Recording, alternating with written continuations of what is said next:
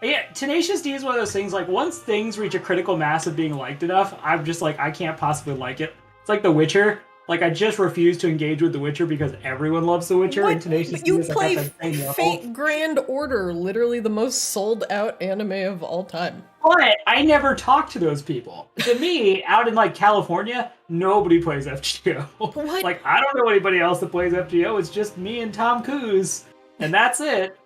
You know? It's all you weebs. Yeah, but if everyone around me was like, "Oh, Rob, you gotta play FGO," I'd be like, "Oh, I suddenly hate this game." God, you're such a contrarian. Oh no, 100%. That's just the archetype of my personality, and I hate it. So I've been meaning to tell you about your Lord and Savior FGO. Oh no. Okay, keep it up, keep it up. My wallet would thank you if you could break this habit. Okay, well, welcome back to D&D. Let's get started without further doo-doo. First off, I wanted to just tell Tugum, and I told him this earlier, that I have magically equipped him with a hand crossbow, which seemed to have slipped out of his pocket last session and has magically found its way back into his bag. Also, Tugum has had a minor concussion and has forgotten a somewhat useless spell in lieu for a useful spell. Hopefully no other concussions will happen. But this was a good concussion, so... Tugum forgot... He's like a Pokemon. You give him a TM in the middle of a dungeon. It's like, Tugum forgot comprehend languages. And Tugum learned dissonant whispers. And then you say, "Rah, Tugum." No, I'm not even gonna get that. Do I have like rare candies to give my Tugum? Does my Tugum battle? Like, I need more information. Can I only say my name now? My turn. Tugum. I mean, it's D&D. You could literally do whatever. Can we just have a Pokemon campaign now and just be like, Gia? I mean, I don't know if you noticed, but you have a goblin with a flamethrower cannon. So you're pretty much there. Wait, what are we doing? I got Like a flamethrower. The Suicide Squad equivalent of Pokemon is what this is now. Previously on Arctis Kaamos, you all are still investigating the decaying laboratory belonging to a vampire duke who has been performing experiments on the deceased and the recently dead. In the laboratory, you've found, well, what seems to be a lot of shambling forms who have been alerted to your presence by the loud reverberating ringing and smashing of the combination bagpipe and war gong that is Tugum.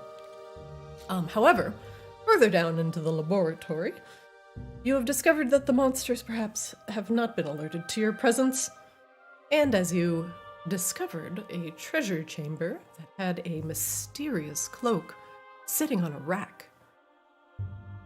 You all looted the chests and found a few more friendly faces invading this room, as Tugum seemed to have popped a trap with a discerning eyeball within it. In this room, after you have looted the chests and procured all of the gold, inside, you still have not found a way to remove this interesting cloak from the rack. Being a little bit worse for the wear, Trion and Tugum could possibly need some rest, but you're not quite sure what might still be lurking in the halls.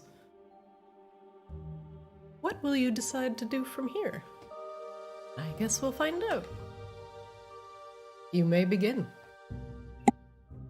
All right, just board up the door. Drion is already at this point slumped up against the wall, looking more and more haggard. Just board up the door. Who's taking guard? I only need an hour.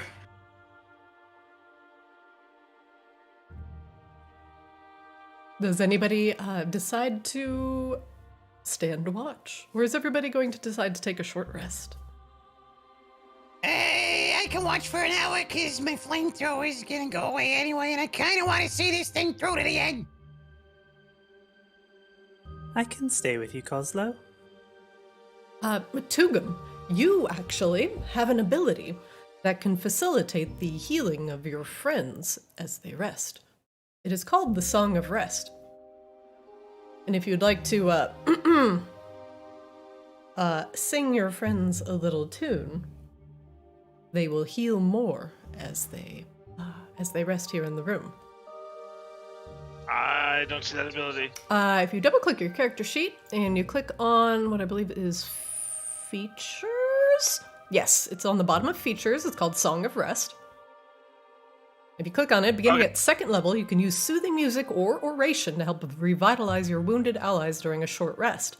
If you or any friendly creatures who can hear your performance regain hit points at the end of the short rest by spending hit dice, which is what they're about to do, each of those creatures are going to regain an extra 1d6.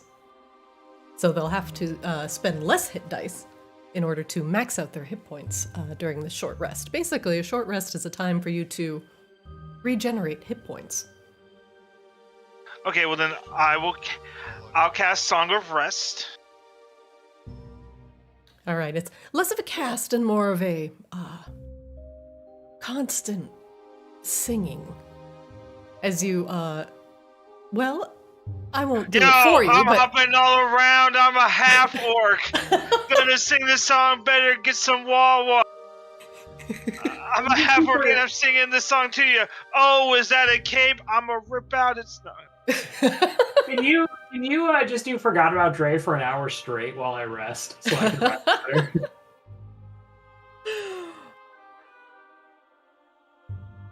I mean, we Nowadays, everyone nowadays Little everybody kids want to have got talk. They got something to say. something to say, but nothing comes out when you move the lips. There's a bunch of gibberish. Motherfuckers act like they forgot about Dre. Forgot about Drayon. I set it up yeah, for yeah. you. Forgot about Drayon. I dropped it. Was right there. I dropped it. So what do you say to somebody you hate? Meow. All right. Well, whatever you decide on for your Song of Rest, you all could use an hour. Now, you all can do a short rest, but there is a chance of something coming up on your location. Start regaining your hit dice, please. Tugum, if you would like to do this, which you probably should, you can double-click your character sheet, and on the top right corner of the screen it says Rest, Short, Long. You're going to click Short, and then it'll ask you to roll your dice. And then you can keep rolling those dice as long as you have dice to roll to regenerate hit points. So where it says roll, I hit roll? Uh-huh. And don't forget, every time you do this, you'll add an extra 1d6.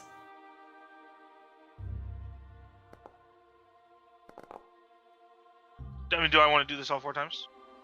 1 second. So, on the first one, you got 4, and the second one you did 9. Now, remember, each one of those, you want to do another d6 of healing. So I want you to roll a 1d6.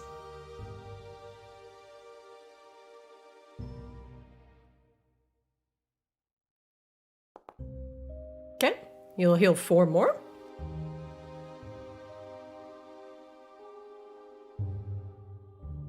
And then roll another d6 for me. Okay, so you'll heal a total of 5 more, so go ahead and heal 5 hit points on your character sheet. Very good. All right, Drian, I see you are full. Azrael, what are you doing? Short resting? Oh, sorry, I just saw you harnessing divine power. Are you, Oh, it's on short rest. Can recover I see. of my proficiency bonus rounded down. So I get one first level spell slot back. Okay. Kozlo, you can also regain your hit points during the short rest.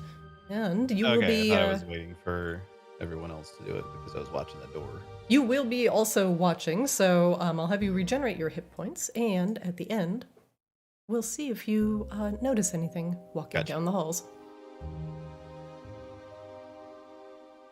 So am I good to hit the short rest button, Christina? Yeah, you should be good.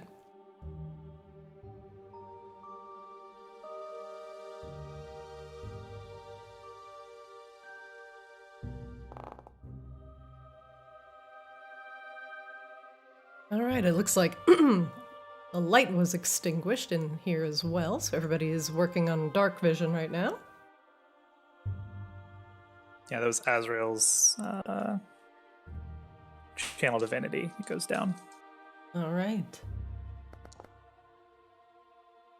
Okay, Kozlo with the huge D6. That Song of Rest is actually really nice, and with Tugum's beautiful voice, you feel more rested than you would feel normally. Now, let's see. What might be Flamethrower lurking? would be gone, by the way. All right, I don't know how to remove it. I will delete him. Ba-ba! Flamethrower folds back up into its magical space and disapparates. Now let's see if anything comes up on you during your short rest.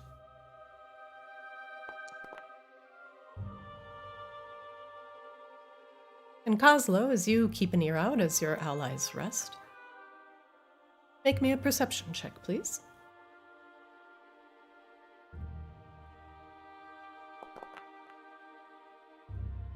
All right, you and your canon protector friend do not hear anything during the hour that your friends rest. Nothing seems to change with the cloak that is currently sitting on the rack. And the light that is currently hitting the rack, beaming down from the ceiling, does not change.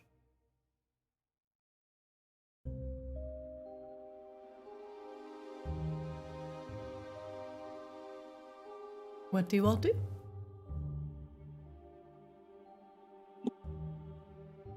Drion's gonna get up, and he does a big kitty stretch. He looks like, despite only an hour's worth of rest, a new man. He grins widely. All right, what's next? I didn't hear anything by the door. I think we're good. Drion is going to give the door a listen.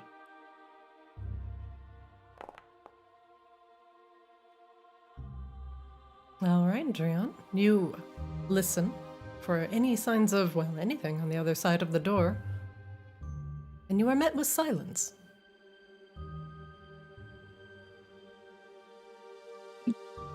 Well, seems like the coast is clear. He's gonna open the door.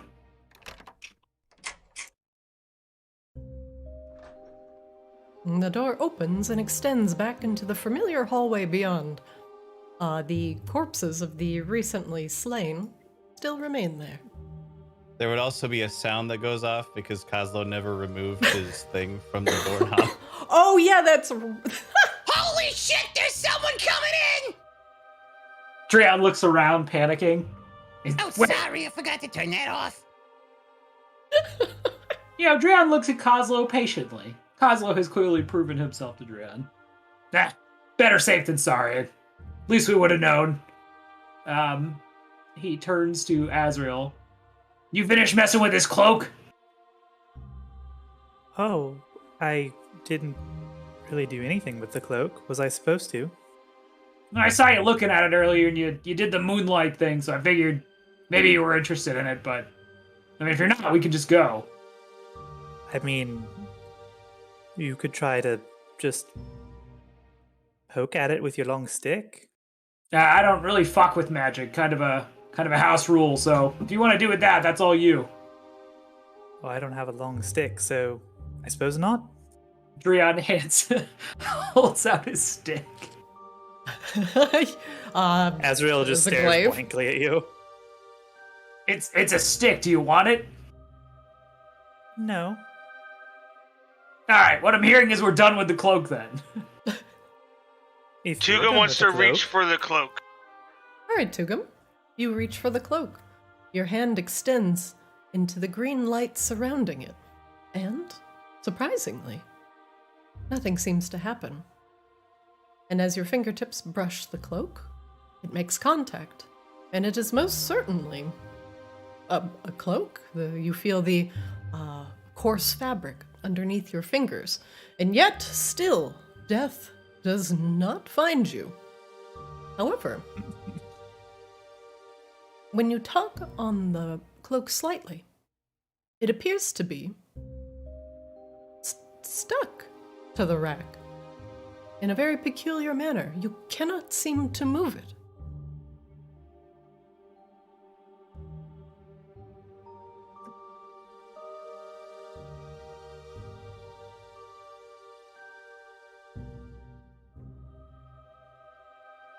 What do you do?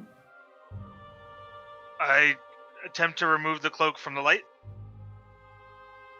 All right. You'd like? Make me a athletics saving throw.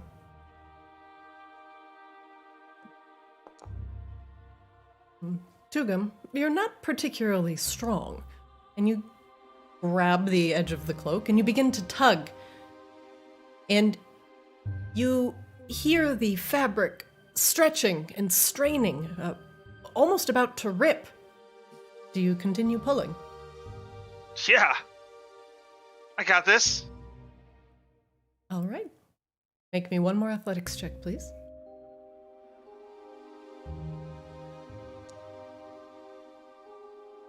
All right. You grunt and strain, and the immovable cloak, with a loud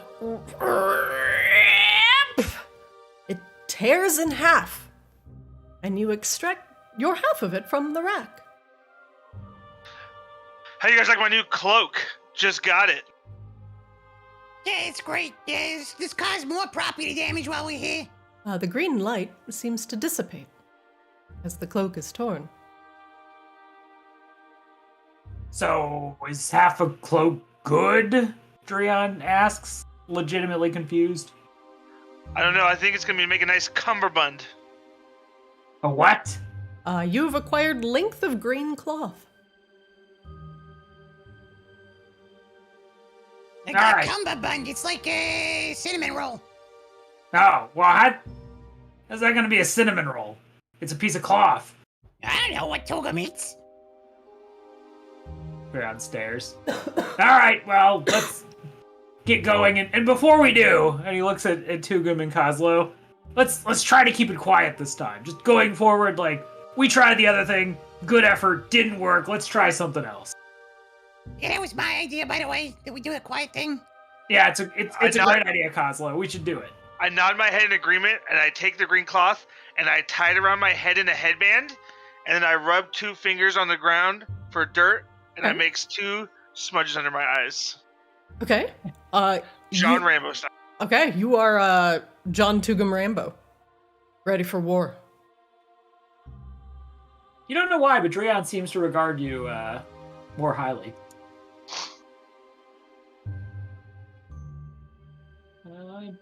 Dreon is going to just poke his head around the corner again, do a perception check. All right. As you peer around the corner, you see the empty hallway, slightly damp with the moisture and accumulation slightly dripping from the ceiling. It's very dark. Dreon looks behind to all of you and like lowers his voice to a whisper. That's that door over there, and he points into the room where the last set of zombies came from. There's that light under the door. We should go check it out. Hey, good idea.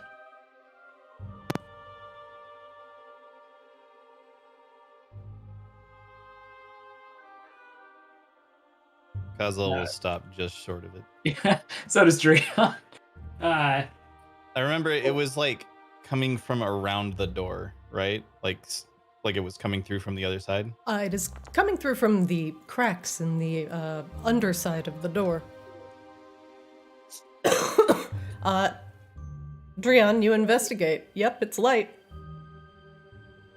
I can't make heads or tails of it, but frankly, weird lights and magic and shit really are my detail. All you can tell from the little bit of light coming through the door is that it's slightly reddish purple in color. Would I be able to do an Arcana check to see if I can make any sense of what would be causing a whole bunch of reddish purple light in a room. Absolutely. Make me an Arcana check, please. Wow. Excellent. Generally, magics like this that produce some sort of energy or light tend to have strong properties that can affect others. Usually, these things are served as a warning, or perhaps a ward of some sort. But otherwise, judging by the color and frequency, whatever is on the other side, you know for a fact, will not harm you.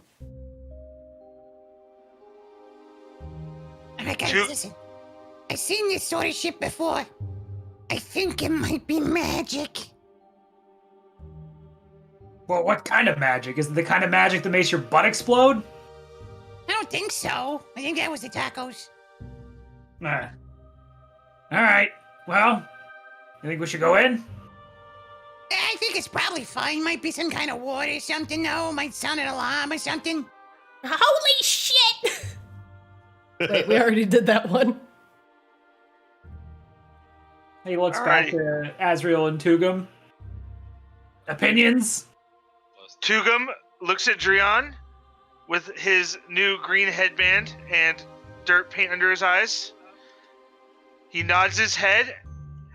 He looks to the sky, takes a deep breath in through his nose, out through his mouth. I got this, guys. And I walk into the light. Oh shit, so brave. So brave. You walk into the light. Tugum, nothing seems to happen. The thick stone door that lies in front of you appears to be shut. Can I check around the door for traps or any mechanisms attached to the door? Absolutely. Make me an investigation check, please.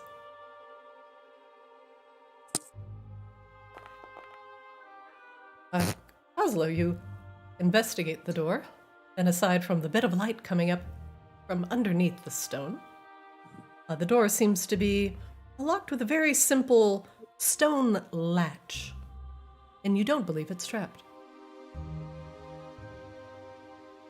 It is locked, though? It is locked. Alright, I got this. Can I sleight of hand to unlock it? 100%. Go ahead.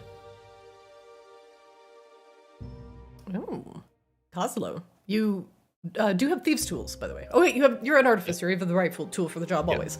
But also, I do just separately have a set of thieves' tools. Oh. You get to work on the latch, and by goblin brilliance, it is far under your level of skill, and you manage to lift the stone lever with a grind. The door unlocks.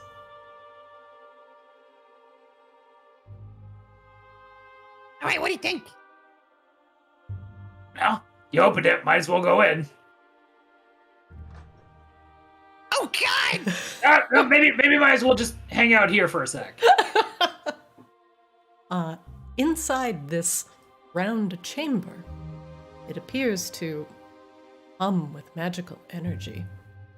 And at the center of this chamber appears to be a purple gem sitting in a bronze statue. And inside the gem, you see a stony eyeball, which seems to be emitting the bright purple light you see in the room. And surrounding whatever this dais is in the center of the room is arcane scrawlings everywhere on the floor.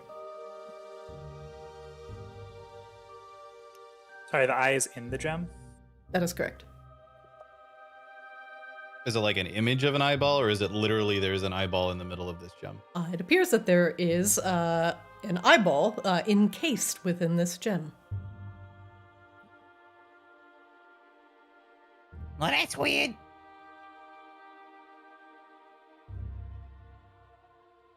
Can I do another Arcana check to see if I know why there would be an eyeball encased in a gem? Absolutely.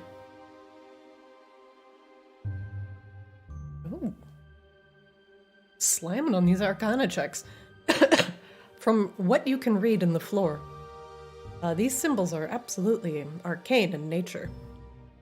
And from the writing on the floor, this is a spell of binding. And it's not just a spell of binding just anything. It's very specific to the undead. And the gem in the middle, if you come to the conclusion after reading the writing,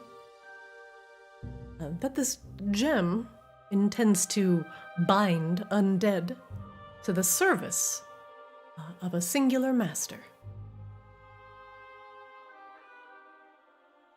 All right, guys, hear me out. Hear me out. I got an idea.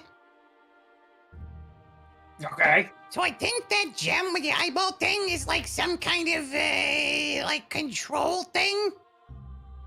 So maybe if we break it, then all these zombies and shit will just be regular zombies and not, like, the other kind of I'm not sure. Maybe they'll stop attacking us, or maybe they'll attack the other guy. Oslo, Yeah.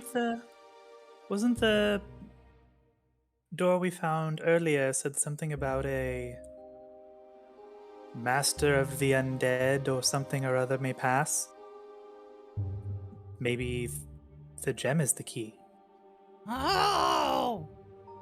Wait, so you think if I grab that gem, then I can have a whole bunch of zombies? Or at Yes. least get past the door. All right, Kozlo just isn't even thinking at this point. He rushes in to grab the gem. There he goes! Nothing seems to explode as you walk across the arcane scrawlings on the floor. The gem sits just conveniently in reach of your tiny goblin arms, being held up by bronze skeletal arms.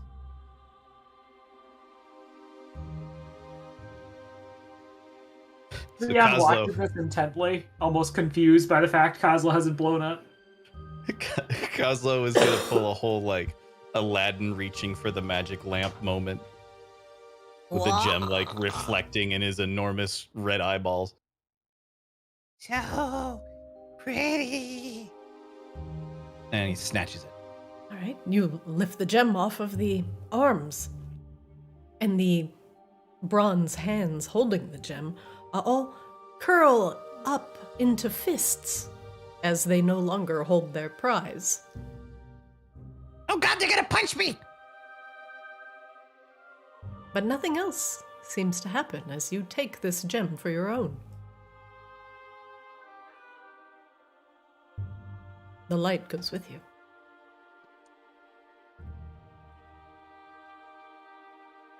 Hey, look at me! I got a purple glow now too! Triad, come on. God, Triad. Kozlo, come on. Get out of here. Oh, no, don't bring the light with you. No, it's coming with me! It's mine! Triad tries to outpace it. Kozlo, I will have to attach this to you separately, but the light will continue to follow you as long as you hold this gem aloft. Are you itching or do your knees hurt? Kozloian nuts, just like Kozloian days. Let's see, mysterious emanation. Where's my light animation? Color intensity? Ah, yes, here it is. I just realized I picked up another eyeball from I forget where. Does the other eyeball? From the chest. Oh, right. One of the eyeballs is made of wood, and it is currently closed. This one looks extremely different. It is much smaller, almost exactly the size of a human eyeball, and it seems to be encased completely in the purple crystal. The other one was an eyeball trap.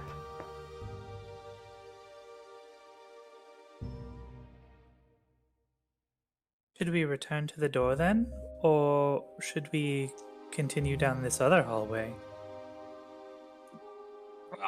We don't get paid if we go back without getting rid of what's-his-face.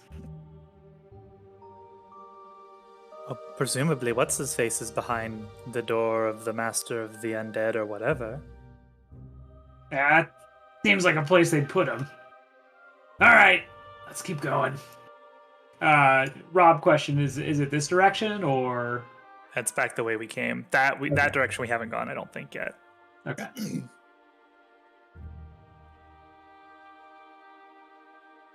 Coslow, We're you just- are just absolutely glowing.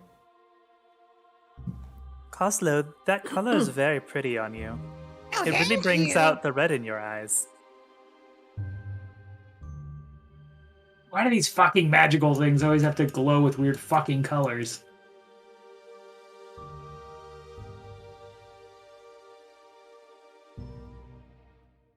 It was this door here, right? I think so? Question mark? Question. I think this was the door.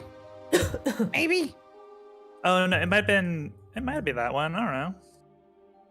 It said something on it, so what does it say? One moment. As Jim takes a peeper. Ah, yes. This is most certainly the door. One moment.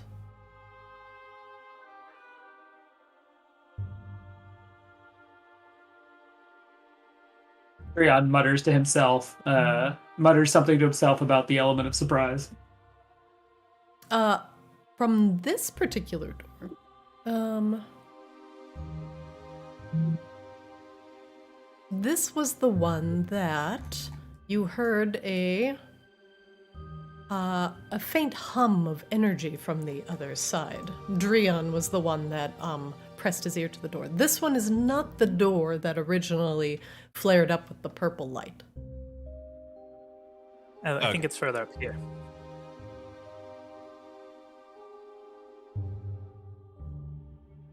So many doors in this place.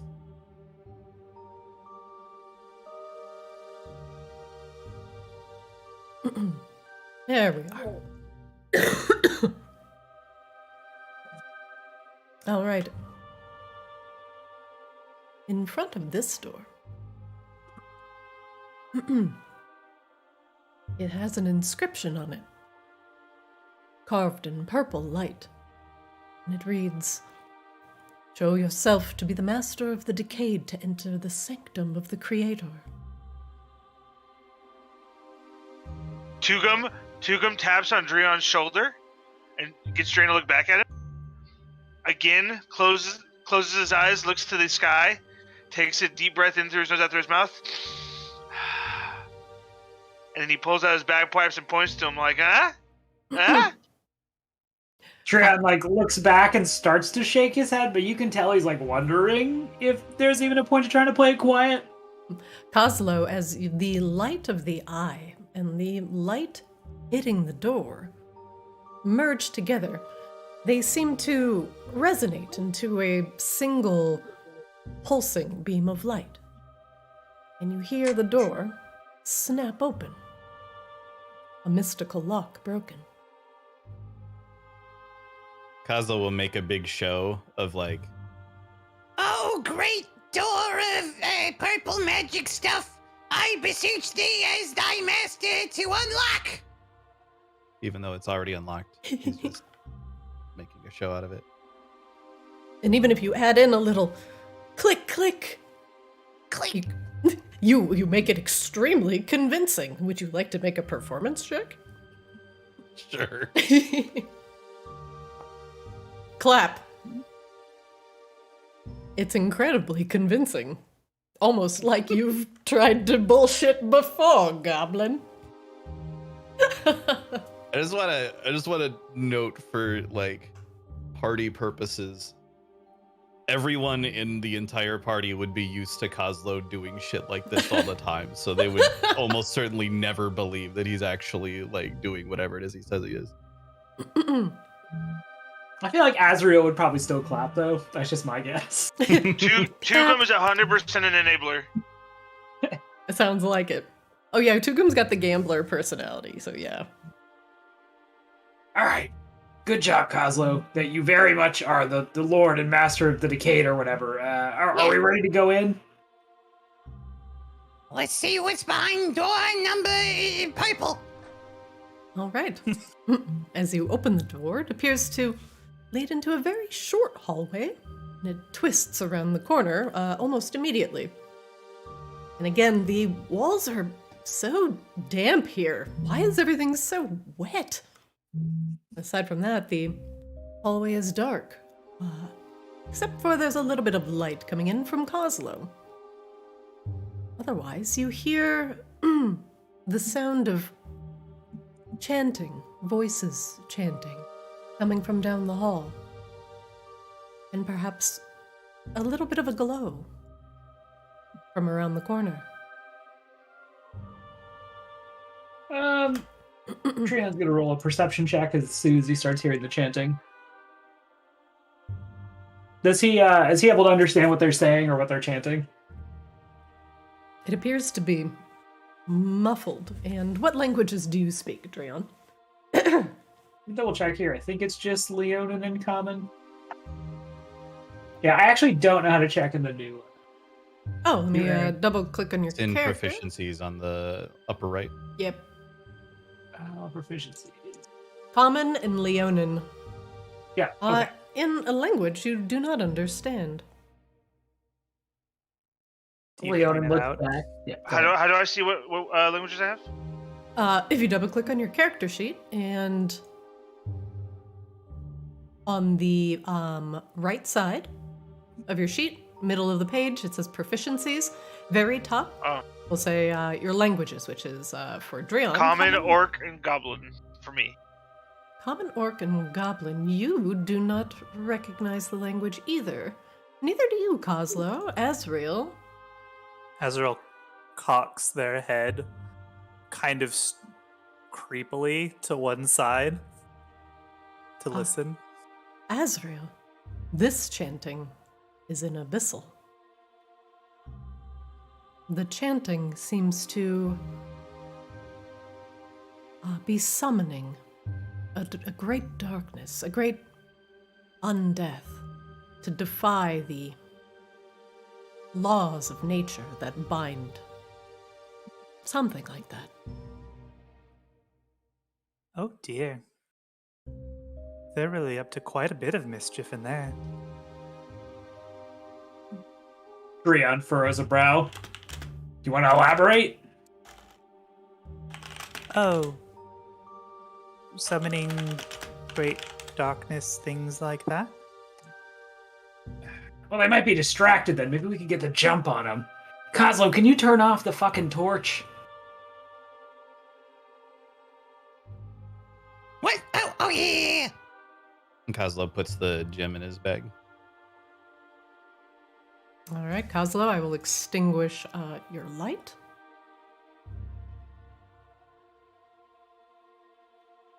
One moment.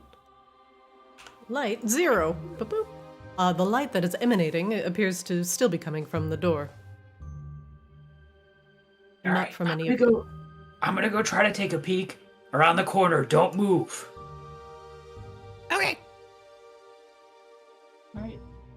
Drion's going to step out this way. All right, Drion, the hallway extends into stairs that descend down and turns sharply to the right or to the left, depending on how you're looking at it. Drion looks forward, sees it, or looks back towards them, sees that they've come forward and scowls, but beckons them forward. Azrael is like staying behind and they're cartoonishly sneaking because everybody said that we were stealthing, even though nobody else obviously seems to care. Azrael wearing Tugum. armor. Tugum whispers to Drion, I got an idea. Pulls out the war gong, but very quietly, I like to reiterate, very quietly, with like one finger, taps his war gong to the beat of the chanting. Drion looks and just holds up his hand, confused, like, what does this accomplish? Sick beats. All right. Maybe they'll take us in if they think we play their style of music. It's a Drion. remix. Drion looks back at him and whispers, annoyed. We are here to kill them, to murder them, not join their band. Tugum whispers back, friends close, enemy closer. Learn how to do war, idiot. I got a zombie gem. Maybe we can do both. Okay. Kozlo, you're in charge. Stay here. I'll be right back. Kozlo suddenly like straightens up, like gives a stupid, ridiculous salute, and turns around and faces the other and goes, All right. Our task is to remain here until Dreon returns. Alright, Dreon's gonna do a perception check here. Dreon, you press your ear to the thick stone door in front of you, and the vague, reverberating chanting seems to be coming from within, but you can't seem to make out what they're saying. Alright. Dreon slinks back. There's another door, and it's definitely where the noise is coming from, but I don't think we're going to be able to necessarily get the jump on him if we have to go through the door. Tugum says to Azriel, hey, Parcel Tongue, you can hear what they're saying. Go to the door. I already told you what they're saying. Yeah. Death, shadow, summoning things. Just bad shit, generally speaking. Alright. I don't have a better plan, so I say we just bust in and begin beating asses. If that's the plan, I'm playing the war gong. Can you wait until we open the door? No! Please? No! I ask so little. If we're busting in, I want them to know what's coming. No, I want to get the ass jump on that. beating. No, Tugum, I swear to God, this time I will kill you if you play the gong. As a gambler, Tugum thinks about the odds, weighs it, looks at Dreon. Dreon is literally leveling the spiritu at this point. The odds are, Dreon is a much more imminent threat. I think your odds would probably be better if you went with Dreon, for now.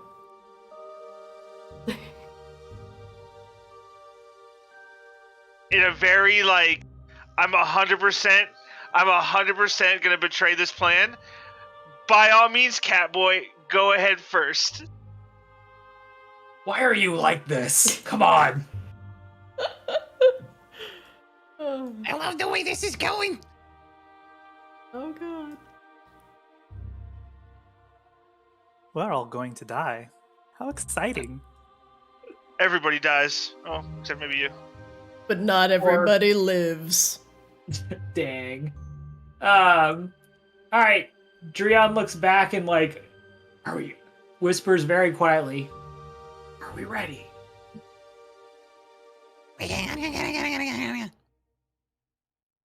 Dreon throws wide the gates. All right. As soon as Dreon opens the gate, I start banging the war gong. That's a prepared action, by the way. Dreon, you throw open the door, and you reveal a wide, well-lit circular room.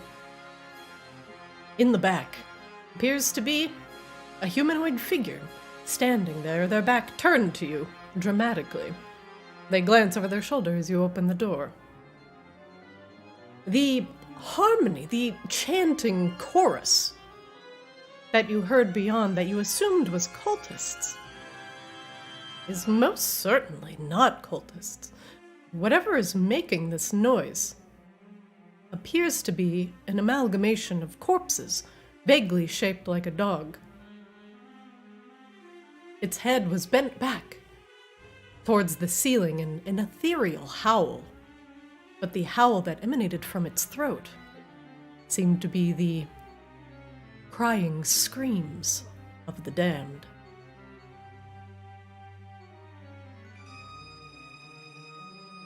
Dreon sees this as Tugum begins playing the war gong and just looks down and just it says in an exasperated voice, I should have fucking retired. The Duke, standing in the back of the room, turns as you enter and extends a hand, holding it up. Choose your next step wisely. Dreon, replies by gesturing at the horrific amalgamation of corpses. What the fuck is that? My little pet. And no harm will come to you if you show some common courtesy. If you wish, come, enter, and we can speak like gentlemen. Tugum, with eyes wide from the shock of what he's seeing, as he's beating his war gong, Kozlo, pull out the eye! Kozlo, pull out the eye! Kozlo, pull out the eye! Huh? What? Okay. Drian like looks back at all of them. We should at least talk to him. There's maybe a chance he just pays us more. Oh. Yeah, I like that plan. I like that plan a lot. Tugum is like, it's a pile of corpses, bro. We're gonna be part of that pile of corpses. Right here. Drian looks at Tugum. Did you suddenly develop a fucking conscience? I'm gonna pause the banger as we are considering other options. Drian walks up. I'm Drian. The vampire nods and motions his hound back closer to him, showing that his intentions are true. Drian walks up to the desk, puts a hand on it. I'm gonna level with you because I fought a lot of fucking zombies and I'm kind of done with it. We were sent here to kill you, and if we do, we get paid. If you pay us more, that doesn't have to happen. He nods. Kozlo will step up to the desk, and he's just mirroring every action that Drian takes at this point, like putting his hands on the desk and everything. My lieutenant. He takes a step forward. Well, if it's money you're looking for, I can certainly provide. However, Christina, out of character question, did the other Leonin actually say how much money he would pay us? I know he showed us the satchel, but would Drian just as a mercenary had an understanding as to how much that constituted? No, I think he kept it intentionally vague because he wasn't intending on paying you the full price. Just part of it as a kindness. Okay. Great.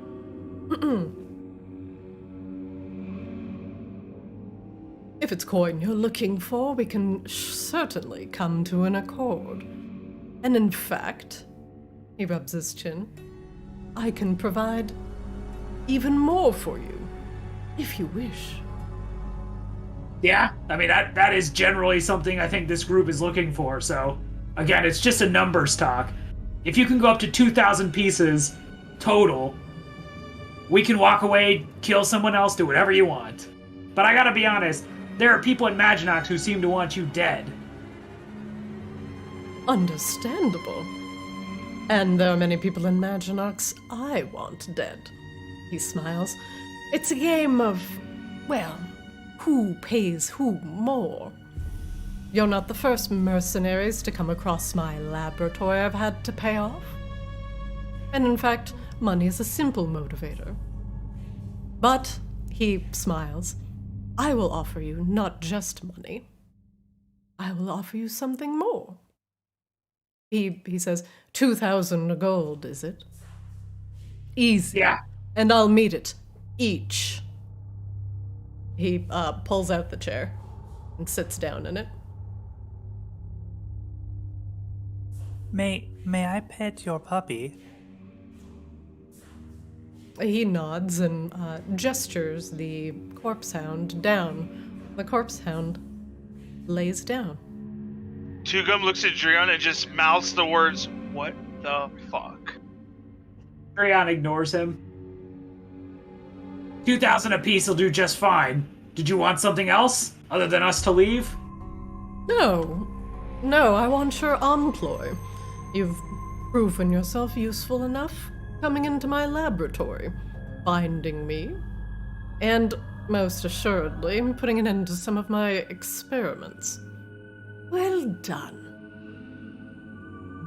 I'm not going to be upset with you over it. You clearly have a modicum of skill. I want to take advantage of your skill. It's business, yes? Drian nods. Works for me. Just give me a name. He grins. I like you. You are going to become very, very rich. And in fact, he procures a platinum piece. One for each of you. And places them upon the table. Blink, blink, blink, blink. 4 platinum. Just laid out in front of you. Have you ever seen platinum? Far rarer than gold. It'll take you far. Dreon sheepishly. It's been a while. Are there any other chairs in this room? No. No, there are not. Dreon reaches forward and collects 2 pieces and looks at Kozlo. I'll give Azrael theirs once they're done petting the dog. He kind of like intones a question at the end. Azrael is so excited. He leans across the table and looks at Kozlo. You, my goblin friend, you look like a man of science. That's me, science and stuff. Same. How much dynamite does it take to blow a corpse to smithereens? Kozlo has clearly put a lot of thought into this over the years and immediately launches into a big, long, Well, of course, it's going to depend partially on the size of the corpse, also the specific entry points. I mean, if you're just putting the dynamite around the outside of it, that'll take a little bit more, but if you shove it really right up in there, then you could probably use less in that specific situation. What exactly are we talking about here? He nods, assessing your breadth of knowledge. You see, I, too, am a man of science. And in fact, here, this is my laboratory. And what you have run into previously are my prized experiments. However, they have proven to be, well, less than useful. Not even a smidge of difficulty for adventurers of your caliber. Why would I go on creating these half-baked undead creations when I could create more powerful ones with the aid of you all? And even you, he looks at you, could learn how to be a master of Decayed yourself, if you so choose. Well, you're not gonna turn me into a zombie, are you? Because I got a strict no zombieing policy. He sits back aghast. You make...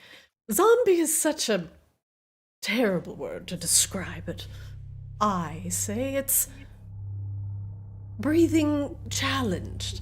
And in fact, you don't have to feel cold or hungry or much of anything anymore. You can have a singular, purposeful focus. And in But I fact, already you don't... have a singular purposeful focus. It's blowing shit up. Yes, but you could blow shit up forever. I don't really want to be breathing challenged. He laughs. Then I leave that up to you. I am still looking for those willing to procure me people for my experimentation. Dreon's attention snaps up at that. Oh, on the subject of procurement, if this is gonna work, we're gonna have to bring back something to tell some folks that we killed you, which obviously we're not, but to show them that we did, and I maybe kill them. He looks over at the corpse sound. You could go digging in my dog for a suitable skull to dress up. Dreon walks over to Azrael. The writhing mass of limbs, bones, and sinew that appears to be vaguely dog-shaped is sitting down in front of Azrael, looking down at her as this thing is probably about 8 feet tall or so, sitting. It is like Clifford, the big, red, bloodied, horrible dog. Made of gristle. Azrael's definitely scratching the belly right now. The dog is slapping its leg on the ground, losing more legs in the process. Drian approaches Azrael. Hey, I don't know if this is a weird request. I just feel like it won't be to you. Could you find, like, a nice skull in there somewhere for us to use? Oh, for what? We're gonna dress it up as, the Duke here and bring it back so that guy who is gonna pay us is deceived, and then we're gonna kill him. Azrael looks at the Duke. The Duke looks at you. In fact, you could learn how to make one of these yourself. You could create a veritable army. And then you could become the most powerful mercenaries and Maginox, given enough time.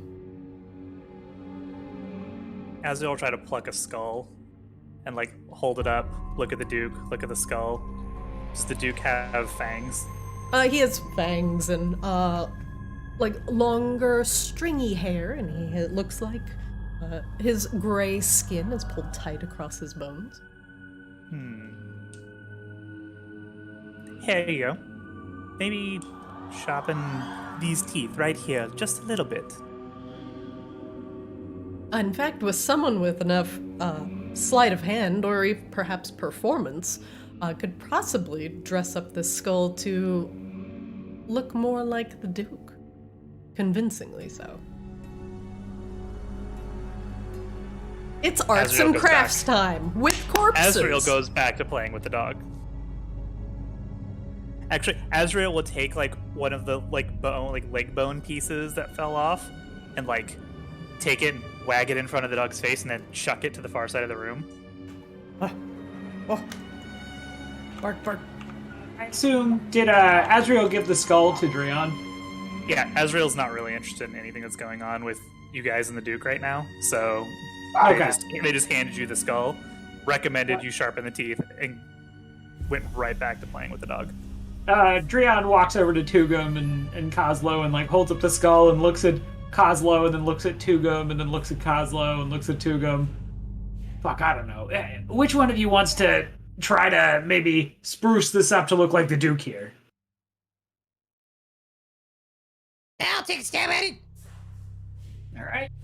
Drian gives the skull to Kozlo, kind of, like, eyeing the corpse dog as it wanders around. He looks to the Duke. Close enough to the real thing. The Duke frowns. I look nothing like that. It's playing. I don't know. It seemed to want to be touched. Just frankly impressed. It's going to need a little something else. He looks down at his pile of paperwork. They're probably going to want some sort of procurement of my research. Some tiny bit of information to lead them on. Azrael leans over just for a moment. Drian, aren't we just going to murder them anyway? Why do we care? Well, the trick is to not do it immediately. What you do is you give them the proof, and then you wait until they leave, and then you kill them. It's kind of like a small, seemingly, like, unimportant step in between, but it is important because then we don't have to murder them in public. Oh, you're very good at this.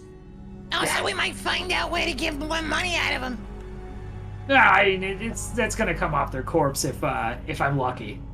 But what You're if they so have smart, more somewhere Drian. else? Drian kind of, like, grins at Azrael. The Duke hands Azrael a couple of scrolls and notebooks. Here are a couple of my early studies into the Decay. I don't need them anymore, but someone with an idea of, well, creating the undead might find them interesting. And at the very least, they're proof that you were in my laboratory. Drian kind of takes them and eyes them over. Yeah, point of clarification, since I am going to be theoretically killing the person I give this to, Do you want them back? Is this just something you want circulating? He grins. Well, if you bring them back, then that would ensure that they don't actually get into the hands of someone competent. So, bring them back to me. Drow just kind of goes, and nods. All right, Kozlo, go ahead and fix up this skull, and let's hurry back and fucking deal with this. So Kozlo has been like tinkering with the skull a bit. You said sleight of hand? Yeah, or performance, whatever you prefer. I am much better at sleight of hand. Okay.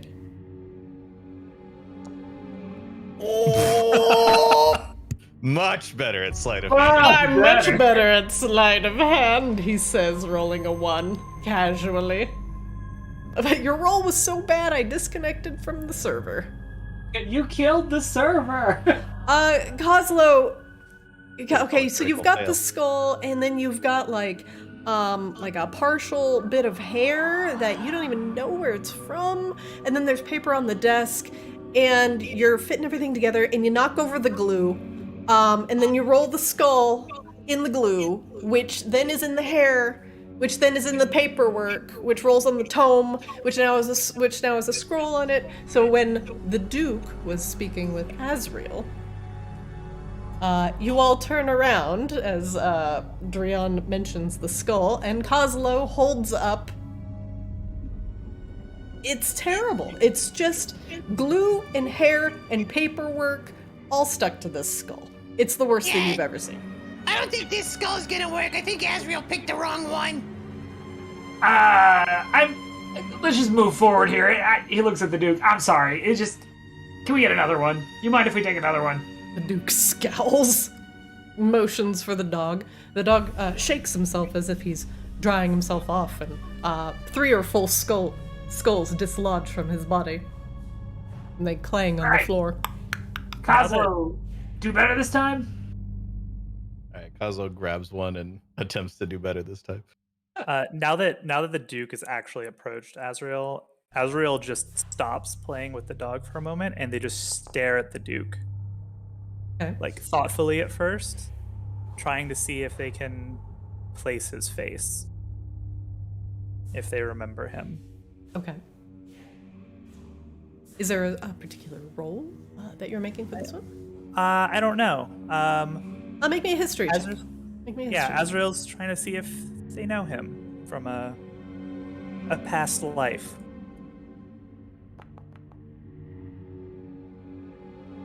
Oh, most certainly. Perhaps not him as he is now, but a past life knew someone who trained him, who definitely has procured his fair share of corpses.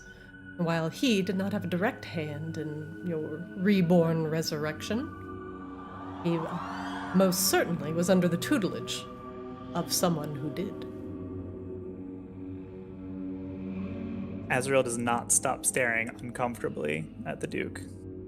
Drian notices this. He just kind of walks up and, like, puts just kind of gives a friendly elbow bump to Azrael. Is like, You trying to kill him with your eyes? What are we doing here? The Duke regards you with his condescending vampiric stare. Something bothering you, my dear. You look startled. Azrael just cracks a really uncomfortable smile, like somebody who's never actually smiled before and has only heard of them. You look familiar, that's all. He smiles uncomfortably, not sure how to take that, and returns to his glue-covered desk. Kozlo, your second attempt at gluing together some hair on this skull and various patches of skin to make it look convincing. It's passable. You say you've done an average job. I will also... Kozlo rummages around in their pack, pulls out a few different of their Arcanist tools, messes with it a bit. I'm going to use magical tinkering, which allows me to put a static visual effect on one of the object's surfaces, be a picture, up to 25 words of text, lines of shapes, or a mixture of these elements as you like. I'm just going to try to make it look more like his face. 100% easy to do for a tinkering artificer. You begin working on some things on the inside of the skull, some image projection technology. And you think you could produce a convincing enough illusion to enhance what you've already put on there. And you're left with what is actually a relatively convincing head of perhaps a recently deceased old vampire. I hold the skull up, walk up to the guy, hold the skull up next to his face. He takes a step back. Oh, what? That is startlingly accurate. Nice job. You just had maybe it was just the wrong, maybe you're right, maybe Azrael did just pick the wrong skull. I don't. Yeah, it was Azrael's fault, definitely not mine. Alright, well, she's pretty I'm distracted. sorry, Kozlo. It's okay, just do better next time, alright? I'll try. Alright, this is why Kozlo is the second in command. Looks over at the Duke. Alright, skull check, notes check. So, we go back. We give the notes and the fake head. I do murder, and it's gonna feel great. And is there anything you want us to do in Maginox then? He thinks for a moment. When you're done with turning everything in, return to me, and we can discuss our future plans as business associates. Dreon hands one of the pieces of platinum to Azrael and nods. Works for me. All right. Consider that and whatever else you found in my laboratory. Paying it forward. For now. I'm sure I will see you soon. Yeah, probably gonna take some time to get a little bit of rest, but then we'll be back. Do not rush.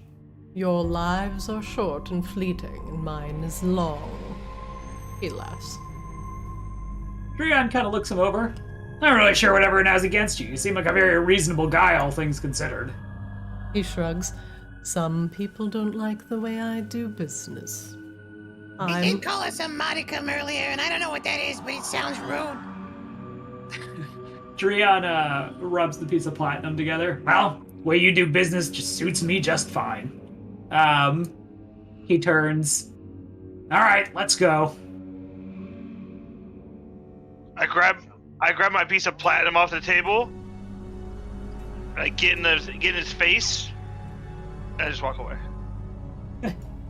Dreon looks back at the Duke and just shrugs. And a pleasure doing business. they walk out. Time is money, friend! The dog barks at Azrael as they leave, and it sounds like a chorus of screams. Azrael stops at the door and turns and waves at the dog, and then stares daggers at the Duke in the coldest look. See you soon. Walks out. With the same malevolence as the Galaxy Tours. Bye-bye. Bye-bye. Alright, you all remember how the fuck to get out of here? Go straight. Alright.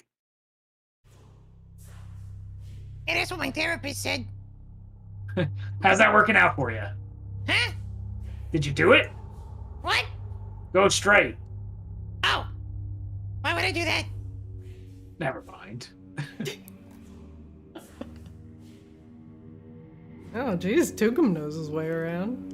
He's just skirting down the hall. Nice. Very good. Tugum, Dreon, Kozlo, and Azrael, you all make your way out of the laboratory and head back to Maginox. Where is your destination? I I would say probably just straight to the place where the line was the gamblers hall, was it? Or Okay, the bar? you wish to Yeah, it return was- to Cozy's Den? Yeah, it was at the blackjack table. As we leave the staircase that we came in, I start blasting this shit in my bagpipes.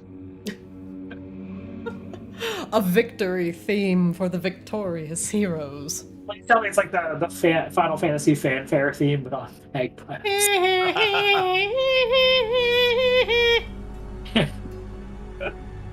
All right, one moment, please, as I swap scenes, and I hope it's not bugged. One moment, please. All right. Why don't we take a quick 5-minute break? It's about that time. So I'll see you guys at 7:30.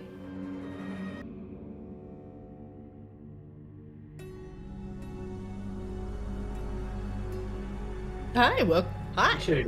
Hi, everybody. Welcome back. Hello. Hello. Did everybody have a good break? Yeah. Nope. No. I went and got a beer that barely qualifies as a beer. What beer is it? Yeah, what kind of beer is it? Okay, so This Never was a good start. this was a simple question. Yeah, never a good start when So- your answer starts with "okay, so." for some reason I have become obsessed with trying all of the various like temporary limited edition Bud Light seltzer packs that come out because they're always invariably awful. Yanni And does that too. I don't know why. I really just want to know how awful they all He are. got the Christmas one with like the eggnog flavor and stuff. yeah, I've gotten that one 3 times. So where so you made the bad. mistake was by saying I went and got a beer instead of saying I went and got a seltzer. Right? Just because it's made by Bud Light or whoever doesn't mean it's beer. Oh yeah, no, I am well aware. I have plenty of actual beer in my fridge. I do get it though. Like I get when they're just like releasing seasonal things, and you're like, "Shit, I gotta try it." It's so bad. It's not good. It Like is not good. I have a citrus soda one right now that just tastes like. Have you ever had like one of those freezer pops, but it's not like actually frozen yet, so you're just drinking the weird, The not weird frozen. Yes! slush kind of Yes. It's not even flat. It's just like the syrupy liquid, right? Yeah, exactly. It Yeah. tastes like one of those. God. Oh, I'm so sorry. That's terrible. It's the second one that I've had. I'm gonna drink the third one later. Do it. I respect the commitment. Quick question for you, Christina. So do we Yeah. still have like temporary HP from Drew's Twilight cleric stuff? Azrael, how long does that last? What? How long does your temporary HP from Twilight Sanctuary last? Great question. I hope we get to keep it. All right, but let's take it to the board. Survey says. show me a full rest.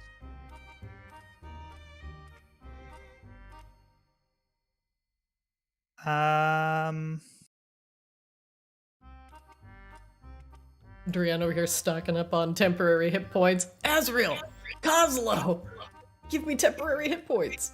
Please. Oh, do I have to add this one platinum to it my doesn't- character sheet? You do. The temporary hit points does not specify a duration. Till you long rest then. Survey Nice. says long rest. We take that. 1 second.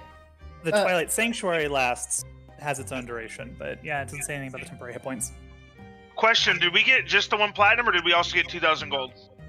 Just the 1 platinum for now. All right. Me. As you all make your... Oh, sorry, Drian, I'm going to have you mute yourself, please. Yeah. As you all make your way out of the decaying laboratory and back into the frigid winter weather of Maginox, you traverse the cold and eventually, in the dead of... well, it's always night, but it is the dead of night, return back to the glowing warmth of the bustling city of Maginox, where people truly never sleep, as they participate in debauchery and dance dangerously with other creatures that live in the city of eternal night. Welcome back, mercenaries. Cozy's Den greets you. Okay, hold on. Before we go in here, I play the bagpipes. Very loudly, very annoyingly. Okay, Tugum, you begin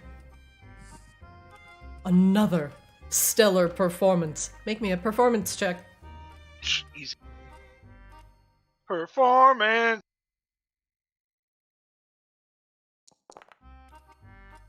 You begin heralding the arrival of your mercenary companions with a rousing bagpipe theme.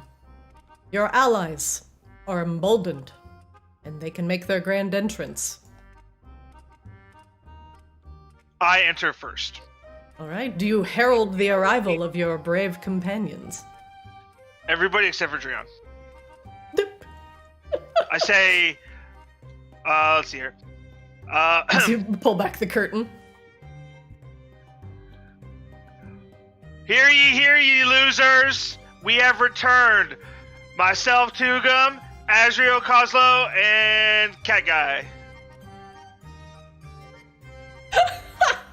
The bar turns and watches everyone enter.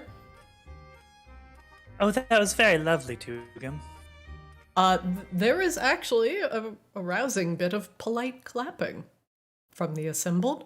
What seems to be from everyone except this man. Your mortal enemy. I go to him, and I would like to intimidate him by saying you have a lot of nerve showing your face in this establishment again. You notice the entertainer is wearing your colors.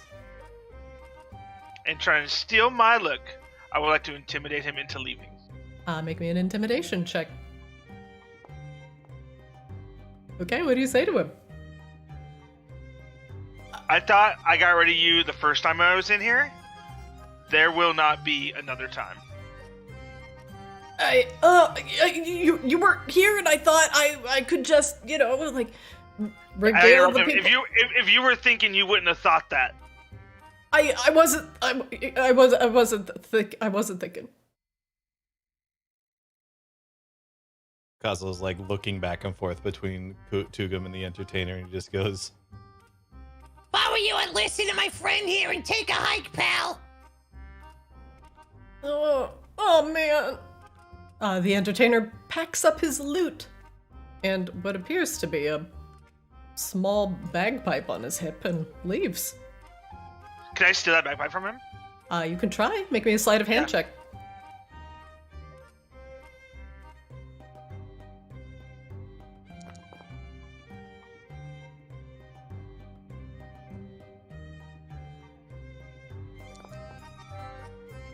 He notices you pick his pocket. He's like, "Hey, what do you think you're doing?" He grabs your hand. "No, that's mine." He looks. Drian walks up. Drian walks up as he sees this and just growls, "Get lost!" He backs up and trips over Kozlo. Can I, as he trips over me, also attempt to steal the bagpipe? Absolutely, 100%. Oh no. Hey! In the chaos, he tumbles over Kozlo, and you lift the bagpipe from his hip. He scrambles to his feet and lifts up the end of the curtain. Damn you guys! I just want to make some coin! Goodbye, have a lovely day. And he runs out. You hear the door to Cozy's Den slam behind you. Oh, he seems nice. All right, let's I'm gonna go. look at Tugum, look at the bagpipe, then look at Azriel. I'm gonna hand Azriel the bagpipe. Azriel looks at it. Is stomach or bagpipe? Unsure. Is bagpipe. Literally just put it in Azriel's hand and walk off. Do me a favor and just break that thing. Christina, That's so real. how long were we gone? How long was travel time? And then we were only there for probably 2 hours.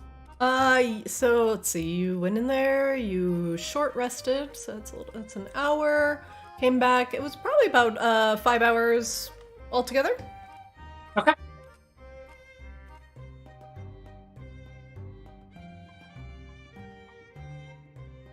You thought Tugum with bagpipes was bad. Just wait till you get a load of Azrael with bagpipes. That may be Tugum, exactly Tugum why is Kozlo gave it to 100% in support of Azrael bagpiping. Dreon walks up to the dancer and like kind of grins and like looks her over. Hello, handsome. Hello. Care for What are you- dance? Oh, can you make yourself available for me in, let's say, 30 minutes? Absolutely. All right, I'll come back. And he kind of just watches her go and like leers inappropriately. I sit down next to this fire strider, but like I sit down uncomfortably close to him with a smirk on my face. That's sort of the like when like a bully sits down next to a kid on the couch who's trying to talk to his girl. Kind of like, I'm not threatened by you in any way. This is gonna end badly for you type manner, right? Yeah. Hey, yeah. what's up, buddy? You bump into his broad, furry shoulder, and he appears to be slightly sauced as he's been drinking for a little bit, and there's a almost cat-like rumble in his chest as he lets out a greeting. Ah, you are, yes, two. Yep. Yep. In the mountain. Us. That's us, buddy. Boy, do we have something for you. Kozlo, put it on the table. Kozlo puts. Hold on, what do I have in my pack? Kozlo puts the wooden eyeball on the table. Oh, the head in the notes, Kozlo. Oh, my bad. You didn't see that. Takes the eyeball back and puts the head on the table. Leon Harry. motions the dealer to leave for now. There you go. There's the Duke. By the way, guy's up to some fucked up shit out there. Or was, I should say. Fucking putting corpses together, had a goddamn dog made of them. Well, Leon looks down at the head.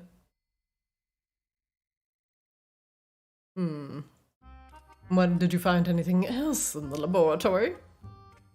Kozlo, you have that eye, you have an orb or whatever, or did you leave the orb there? Don't worry about what else we got. Worry about what our deal was. Didn't we get like some papers or something from his... Kozlo, shut up. Yes, I'll definitely be taking those as well. You'll be fucking putting the gold on the table first. Azrael's fiddling with the bagpipes still, just sitting on the floor. The sad little that escapes from Does him. he have a drink in his hand? It's on the table. All right, I would like to, before whatever Dreon wanted to do, I would like to take his drink, down it, intimidate him, try to intimidate him by saying, you're going to pay us per the deal, and only per the deal. Okay, roll intimidation for me.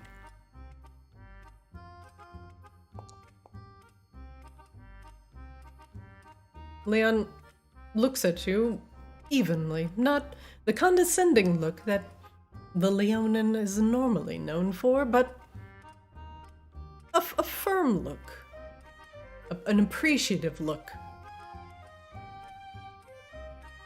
Very well. He reaches into his pocket and haphazardly tosses a sack of gold on the table, and it makes a very satisfying thunk as it hits. There you are, as promised. I'm impressed you came back so quickly. Dreon reaches for the gold and immediately opens it up and sets to counting.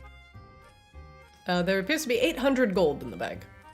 Kozlo watches very closely. So, where's the head going? He grabs the head and stuffs it into a bag. Well, that isn't really your concern, is it? You don't want to tell a fellow Leonin?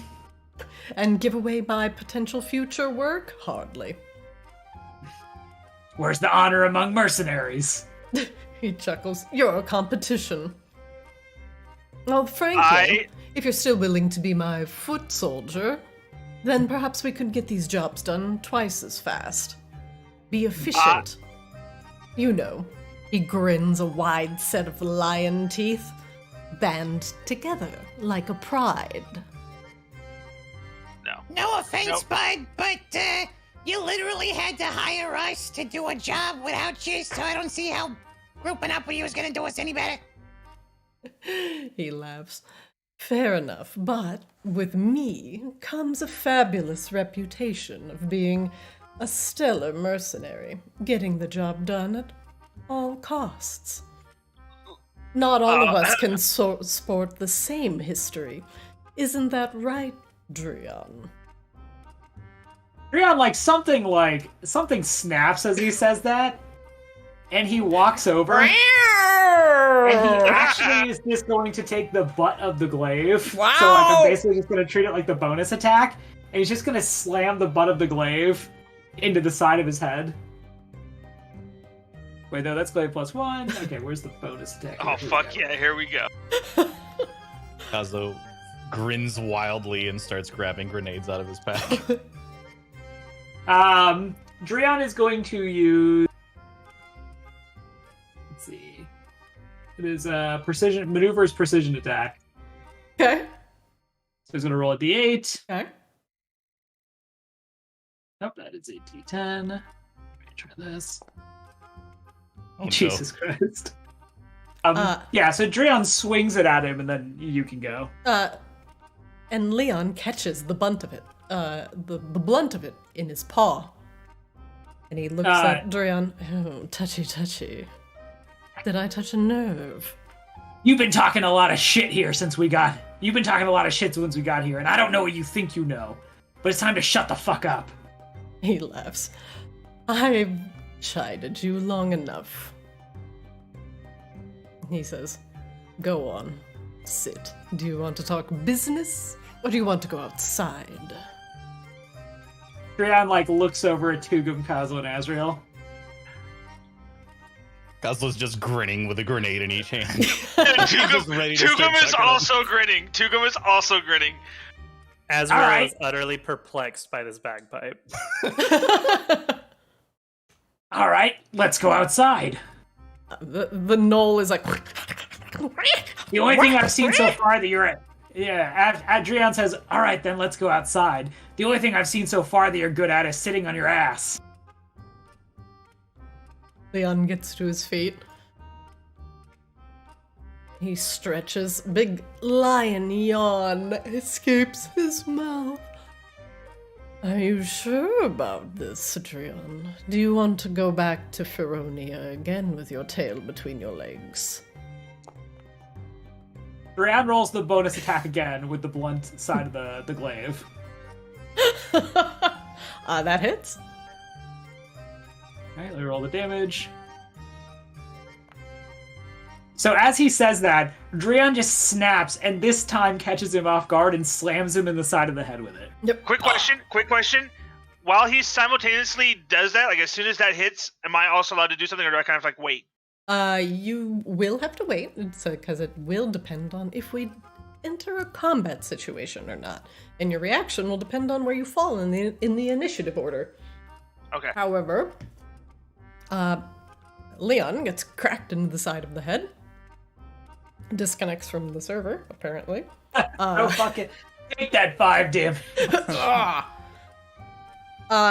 His companions, the golden-skinned tiefling, and the knoll behind him, get to their feet very quickly, expecting a barroom brawl to break out. And Leon lifts a paw and takes a step backwards, and places his other paw on the side of his head. can't say I didn't deserve that. At least you still have your spark, Trion. Drion puts the glaive back at his side. Are we done now? Yes, we're done. For now. Drion beckons to everyone else. Come on, let's get out of here. Kozlo looks the most disappointed he's ever looked in his life as he puts his grenades away. Oh, wait, I think I figured it out. Drion looks over at Azrael.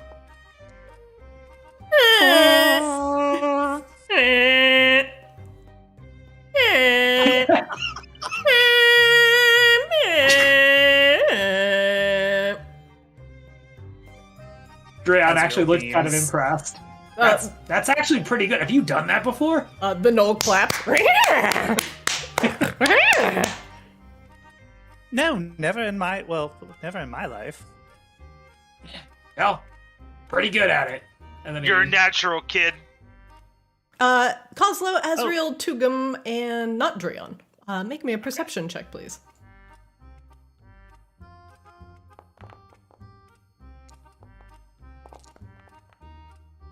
Tugum, your keen eye. Your keen ear hears the closing of a door in the back of the room. Just the soft closing as if someone was peeking in on your tense conversation and has shut the door quietly. Hey, guys, heard something back here. Definitely think somebody was listening on us. It's a bar, Tugum. Of course people were listening. Do you think they enjoyed my performance? 100% they enjoyed it, Azrael. That's without question. But this might have been bonus listening of the stuff before that. Well, like a god or something? I don't think we're supposed to fight in here. Now let's go fucking give it a look. Drion's like clearly all like fucking testosterone up after his big fucking slam on the side of other cat. As we walk towards the door, I just look at Dre and go, why does your species fucking suck? As you approach the doors, it says VIP access only. What's a VIP? Nah, it's for fucking bigwigs. Yeah, and these platinum coins say we are, so let's go. Are you gonna knock on the door? No, I want to I want to find the dancer and ask her what it takes to get into the VIP. Okay. The last you've seen the dancer, she was in the main room. There, Tugum, you pull back the curtain, and there are people in there. And the man sitting there turns and looks at you. Who are you? Don't worry about it. I'm looking for somebody. You're not them. I'm leaving. Get out! Yeah, I was. Fucking Karens. Alrighty. I'm so confused, Kozlo. Where are we going? Oh, hello, darling. I don't really know either. Hey, so what's it take for a couple of travelers to get in that VIP room? Oh, honey, would you like a private dance? You and your friends. I can take you back there right now. Sure, let's go. Well, what's the cost on that? Well, it's... she kind of gives you a discerning look. Well, General, if you have to ask, it's out of your range. But if you'd like bottle service, it begins at 100 gold. And you get an hour of entertainment. Wait, Drion looks at Tugum. I don't want to go in there with you and her. Tugum just sighs. You are so dumb. It's incredible. I flash ever so slightly my 1 platinum coin, and I say, we'll take the VIP.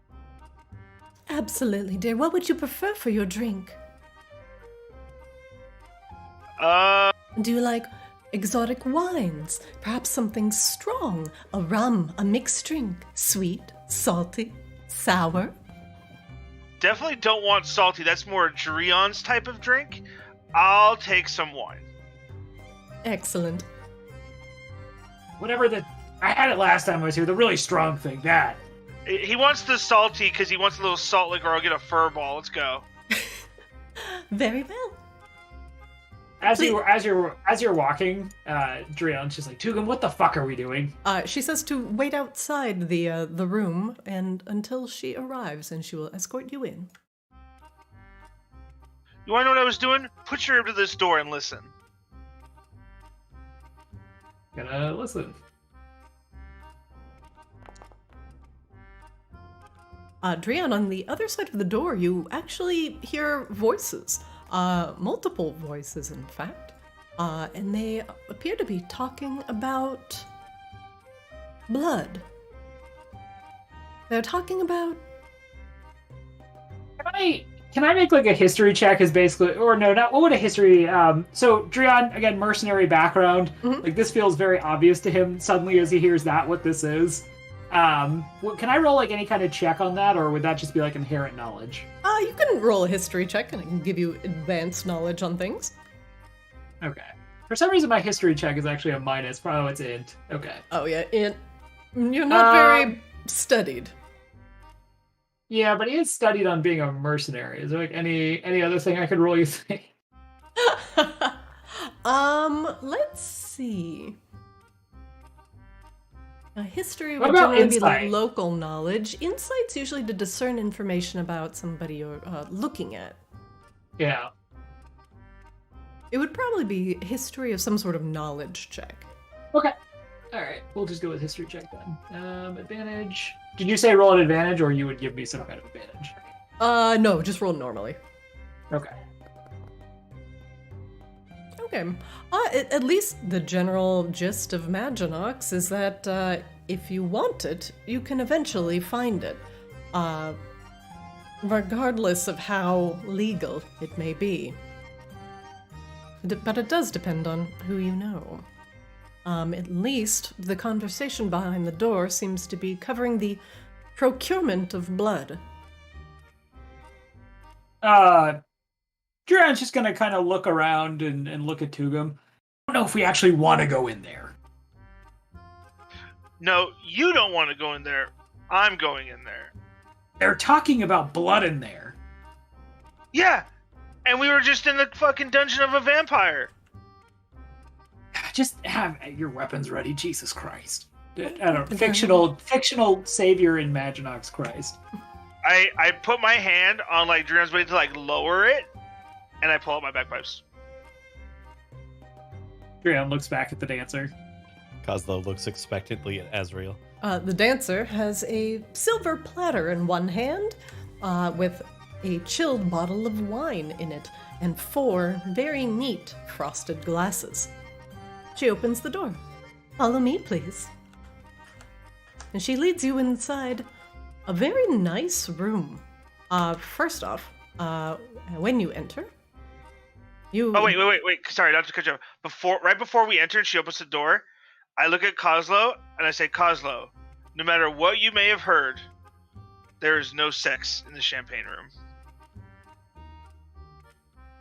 What? As the dancer... No matter what the dancer tells you, there is no sex in the champagne room. First off, the first thing that you see appears to be a collection of vintage bottled alcohols and liquors, or perhaps concoctions and potions. You're not quite sure, but the room is lit by a flickering blue candle.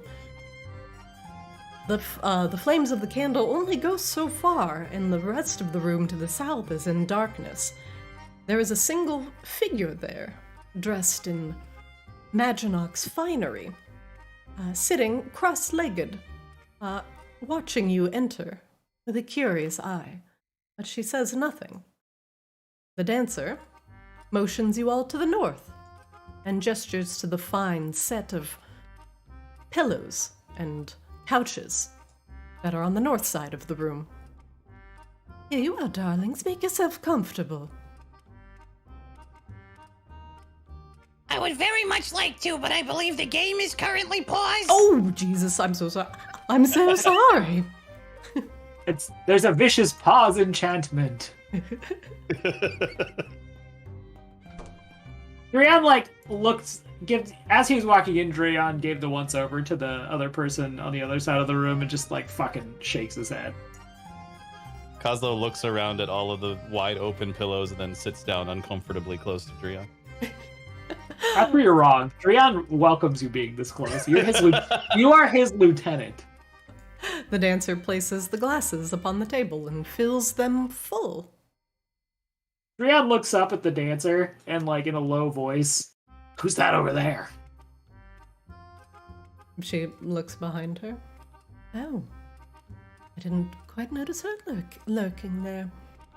Oh, that appears to be someone from the Vicadus house. I wonder what she's doing here. Oh, history check. Yeah. Yeah, she leans forward. Oh, do you know the Vicadans? No clue. This furball doesn't know which way is up. I know all about him. It's actually true. Tugum, you know quite a bit about the Vicadus house, mostly through bardic knowledge, stories, and hearsay. Their house, it's a vampire house, a royal court, populated almost entirely by bloodsuckers. But the Vicadans, have been around in Maginox since its formation. Ever since King Lucari Polaris founded the city of Maginox and led the recently revived undead, the sentient undead, to the city in order to live out lives away from the prying eyes of the alive, into a sanctuary where the sun never rises. The Vicadus house, was alongside King Lucari Polaris at its inception, and is one of the longest forming and strongest vampire houses in all of Maginox. Their knowledge, their power and influence go far beyond the boundaries of this realm. Nice history check.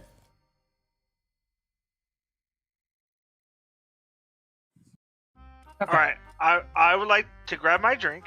Hold on, why am I not moving? I would like to grab my drink and walk over to the V word that I can't pronounce. Vicadus. Vicadus, there we go. How's Vicodin? Vicodin. And I want to sit down a somewhat close distance, but also far enough to not be overbearing. The woman does not turn her head, but simply her eyes shift to look at you. You notice the scleras of her eyes, the parts that are normally white in my eyes or your eyes. Hers are entirely black, and the irises a vaguely glowing red. And she blinks at you softly, and the glow seems to dissipate. And she smiles, a sweet and almost innocent smile.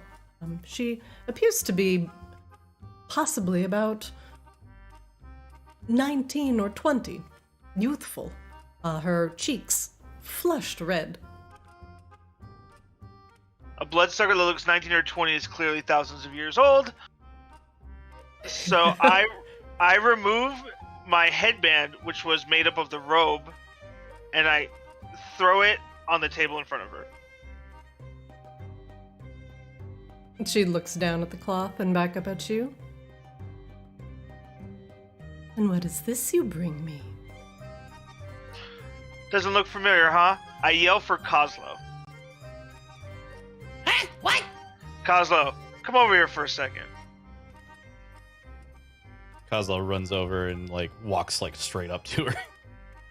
Kozlo, show her the eye. He pulls out the wooden eyeball again. The other eye, the glowing eye. Oh, Jesus, why didn't you say that? He pulls out the little glowing gem eyeball thing. She I look back at leans- her. She leans forward, a newfound interest in this eye, and her gaze shifts to the glowing purple gem in Coslow's hand. And you notice that her gaze is unblinking, and her chest does not heave with life. She merely gazes upon it for a long and uncomfortable second, before looking back up at Coslow. Kozlo puts it back away. Not because he's like uncomfortable or anything, but because the way she's staring at it, he thinks she's gonna try to steal it. What an interesting trinket you have there, young man. Yep. And she looks over at Tugum. And may I ask why you feel it necessary to show me such things? Yeah, I got the same question. I do have an interest in the thing you have procured. Are you perhaps a merchant? I know you're interested because I saw you peeking through the door when we were having our conversation with Catboy and his twin over there earlier. I'm curious as to why you were curious. She smiles. Your voices were suddenly becoming agitated. I found it amusing to watch. She, taps her fingertips together. Would you care to join me for a drink, young man? She pats the couch next to her. Amusing? Like amusing how? What am I, funny to you? Oh, why, yes. Like you're- a clown? I would fear that would be insulting. Oh, okay. I consider entertainers to be of the highest intellectual quality. She pats you Well, we on the got the head. best entertainment anywhere. Kozlo glances at Tugum and then looks across the room at Azrael and beckons him Oh, over. hold on. Yeah, we can entertain you, and I like to cast Minor Illusion Okay, what do you and create an illusion of? of Azrael playing the bagpipes earlier. Okay, we're doing a comedy routine. Let's see. You create a sound or an image of an object within range that lasts for the duration. So you create the sound, and it is the sound of Azrael playing the bagpipes. Azrael, would you like to recreate the sound?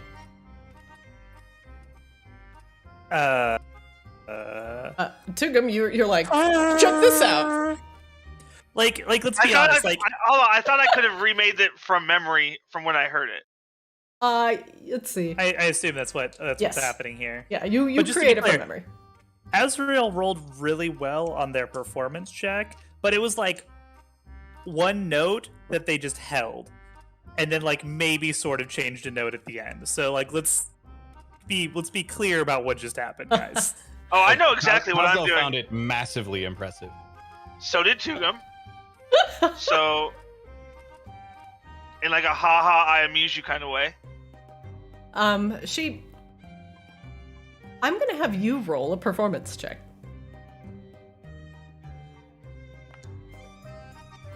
All right. She appears to be mildly amused by the sound. Oh, what is that interesting noise? It sounds like the last gasps of a dying man. I like you. You're weird. She laughs. Oh, my dear young goblin man. Tell me, are you looking for work? I don't know. Hey, Dreon, are we looking for work?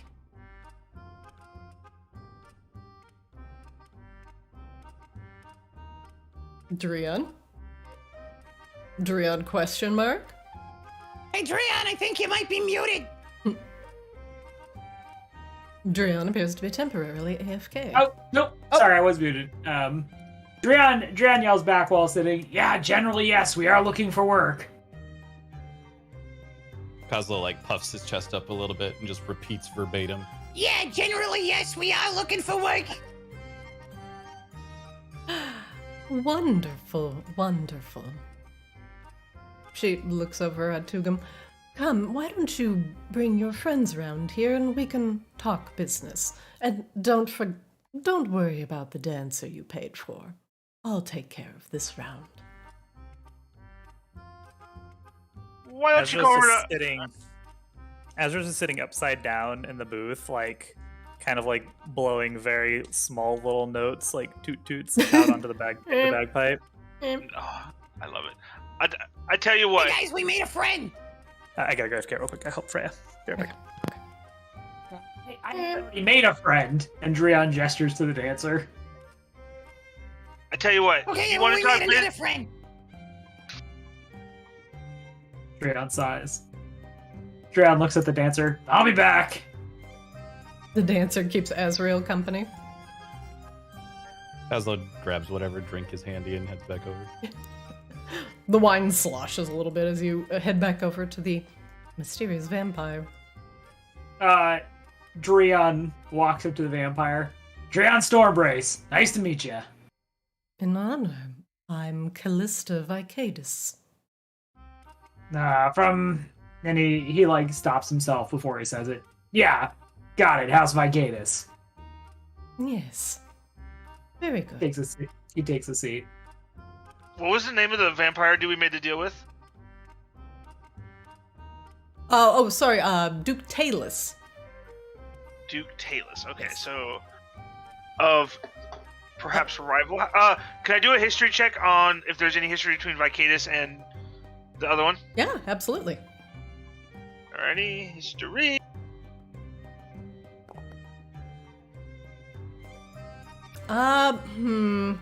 With the 9, you're not entirely sure. It might be something you have to inquire about. Alright, what was the name of the vampire guy again? His name was Talus. Taelus. Any relation to Talus? House Talus? Friends, foes? What's going on with them? She sizes you up. I lean back with like both arms, like kind of like the way you would sit like in a hot tub, or like with like your arms on like a long bench as you're like clearly very comfortable having this conversation. Well, now that's an interesting house name to hear from someone who's new to Maginox. And tell me, how do you know of the Taylor's house? I asked you first. She grins. Yes, but I asked. Drian just watches this unfold, just shaking his head slightly. Forgive me. The Talons are akin to a cockroach under my boot. Not worth notice.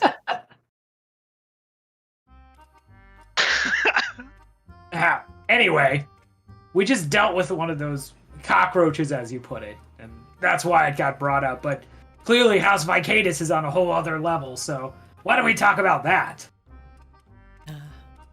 Well, if you've dealt with a Talus, then certainly you know of their propensity for crude experimentation.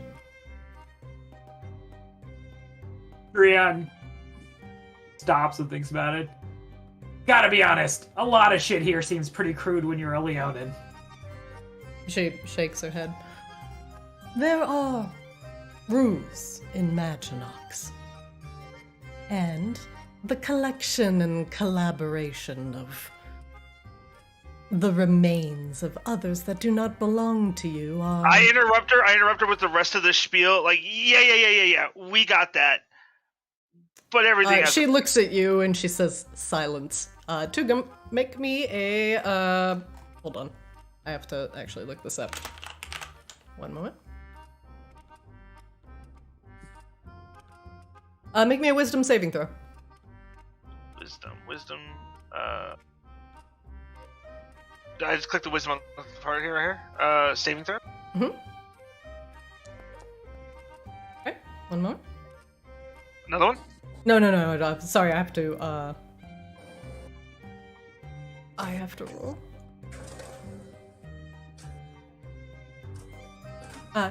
Tugum, you feel the tendrils of a familiar mind control wrap around your head as she says silence, and your mouth snaps shut, your tongue glued to the top of your mouth. I will not be interrupted. Please continue. She looks over. The collection of corpses for profit as such is crude and unnatural. And the Vicadus house, we will do whatever is possible to keep the good name of Maginox unsullied. We're not going to stand for this kind of aberration. Tugum, you feel the charm effect fall off as she waves a hand in your general direction. Drion nods as she finishes that. I assuming we're getting to the point where we factor into this. If the tailors have been dealt with, she shrugs, by your hand. She kind of looks at you expectantly. Tell me. Drion looks around the room. What if, dealt with, yes, but what if not strictly, let's say, murdered? She leans forward. And were you aware that vampires cannot kill other vampires within the realm of Maginox? Actually didn't know that. Yes. She leans back. It keeps relationships between the houses civil. And so the houses tend to find lessers to do their dirty work. Why kill each other? Why kill each other when you have Leonins running around looking to eat? She scoffs. I don't believe that you are merely looking to eat. And in fact, given a little bit of encouragement, I see potential in you. She smiles. But it depends on what side you sit on. Well, you're not gonna turn us into zombies, are you? She laughs. I have no interest in changing your form, only elevating you to a higher station. Drion looks over at Azrael as if expecting her to say something. And after a minute, No. Go ahead. No. Hello. Do you have an sorry. opinion on this? On what? Collecting corpses, putting them together, making things like we saw. Which side of this we're on? Do you have an opinion? Oh, yes. My opinion is we murder anybody who assembles corpses for their own gain. Well, why didn't you say that when we were talking to the guy? I assumed you had all made your decision. I had made mine. Yeah, I think in fairness, and he looks at Kozlo, one of the things you may not have picked up on since you're kind of new to this, but we were always going to murder him. Oh. Yeah, I mean, I we just want... kind of assume we murder everyone we come across. Hi. The vampire has the grace to laugh. Drion looks at the vampire for like a 10-second and then looks back at Kozlo. No, and sometimes you have to like, kind of wait on the murder. We'll talk about this more later, but I like where your head's at. We'll talk about this at home. We don't have a... He looks at the vampire. I generally tend to side with whoever is paying. Ah, a simple man. Very well. Your needs will be easy to please. She gestures for Azrael to take a seat. Please, sit. Be comfortable. Azrael sits down on the floor across from the table.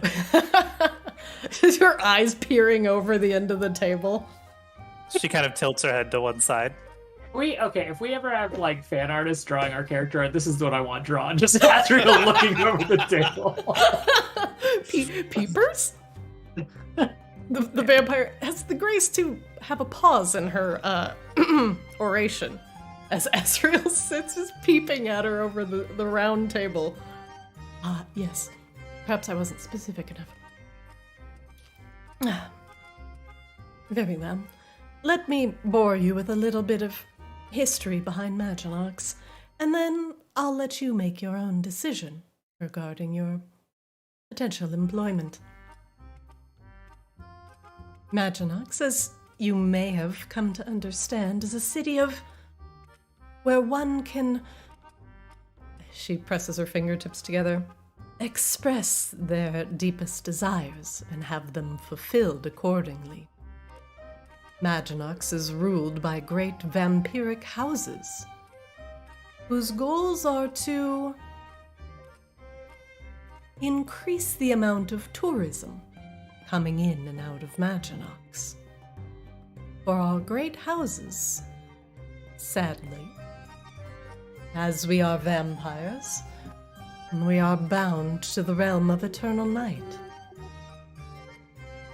There are things in Maginox that are taboo, such as the casting of sunlight, or vampire waging war openly against another vampire, as decreed by the former king, Lucare Polaris. Since then, Maginox has become a place of collaboration, and for those willing to, have their desires fulfilled for a price, can come here and do so. And in fact, you can find just about anything in our grand city.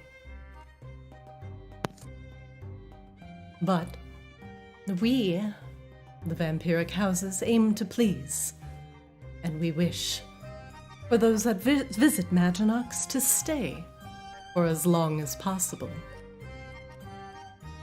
And certain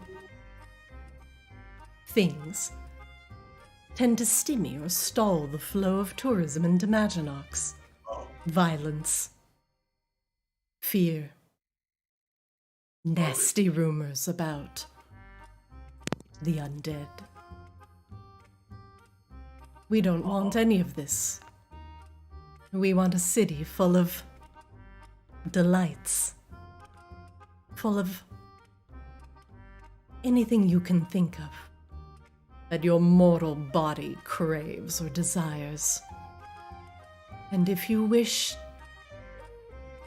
you can give back to Maginox in various ways. She smiles.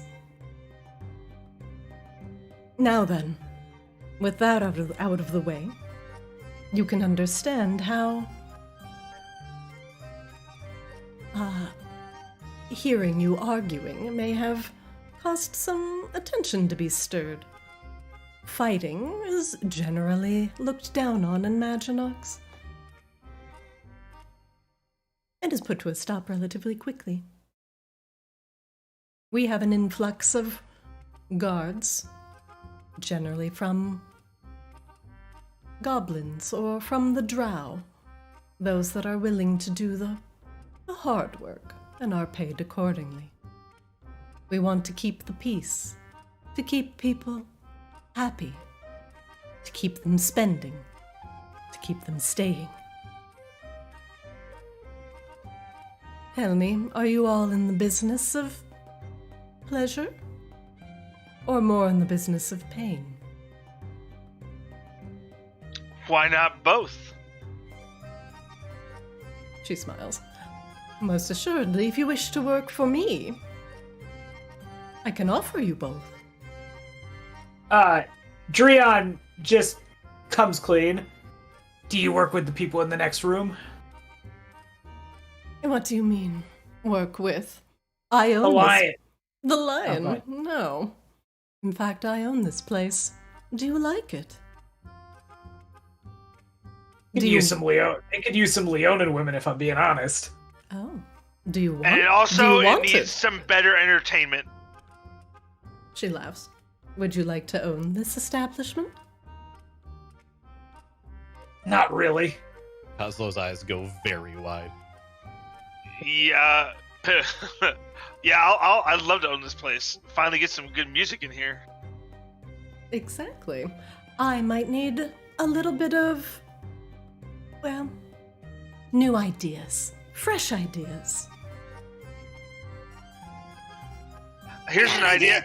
No, I got one first, Kozlo. How about you don't have a group run by a Leonin? That's number one. Half-orc or goblin is the way to go. Trion just stares at you. Anyway. Look, realistically... go ahead. So it's called Cozy's Den, right? Kozlo's Den, I know. What if it was Kozlo's Yeah. Den? You feel good about yourself? I think it's a delightful name. Kozlo just grins and nods like an idiot. Drion looks back over. Gotta be honest, I don't really think, aside from Azriel here, anyone has any strong opinions on vampire rules or how vampires feel things should go, so I'll just go ahead and say that if you're paying us the most, we'll work for you. She smiles. I wouldn't have you managing an establishment for free. However, she leans forward. There would be an additional cost. She looks at Drion Drion. raises a brow. Drion just raises a brow and says nothing. You see, Maginox is full of dirty little secrets. Secrets like the Talus. Secrets that we'd like to keep hidden. Again, to maintain the peace, the facade of Maginox being a pleasure city. And to dissipate any of those nasty rumors about the trade of corpses, or the dissemination of the undead, or the sale of black market body parts. Those types of nasty rumors. We'd like those squashed. And what better way to squash rumors than to control the source of the flow of information? And by being proprietors, managers of this establishment, you could potentially gain access to a bevy of secrets. Secrets that you would pass on to me. I am in the business of knowledge. I have far surpassed the need for coin, and am looking for adventurers, such as yourself, to train in the ways of Maginox, and to bring a semblance of order, a vampiric order, to our fair city. And you working for House Vicadus would be considered high-ranking guests.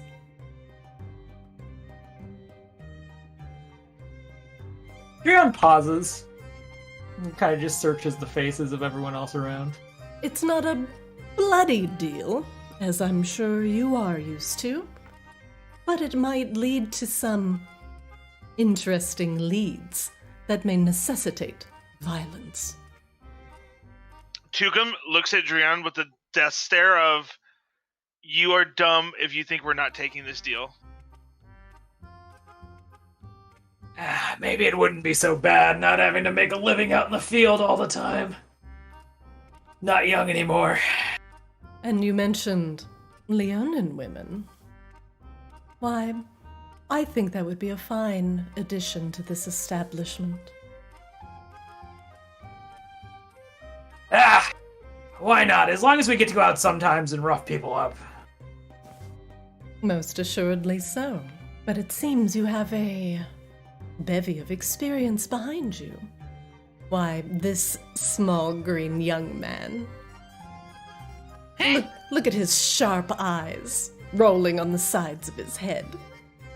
Such Kozlo a keen manages look. to look very cross-eyed at this exact moment. Why, I'm sure a joke never flies over his head, or on the side of his head that he doesn't notice. Huh? And you, she looks at Tugum. Why, dressed to the nines, instruments on your lap? I'm sure you could carouse and get information out of anyone with your silver tongue. Say less. We're in. She looks up at Azrael. You've been awfully quiet, my dear. What do you have to say to this arrangement? Put an end to all the corpse trade, the illicit rising of the recently dead. Does that not appeal to you? I don't particularly care about so much of that. Mostly one individual in particular I have questions for. But if everybody else wants to do it, I don't care. Ah, it's settled then, huh? What's first step here? Going back after Duke Talus, I'm guessing? She nods. Unfortunately, whatever had happened to Duke Talus, assuming that wasn't his head you brought in, will have to be resolved.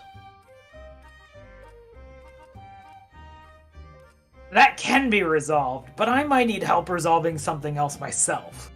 And what is that?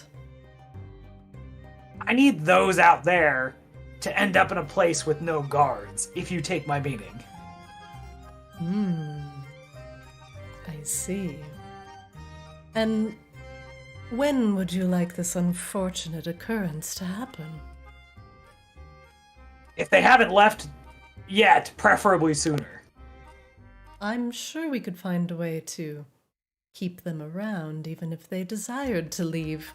Maginox is like that, you know.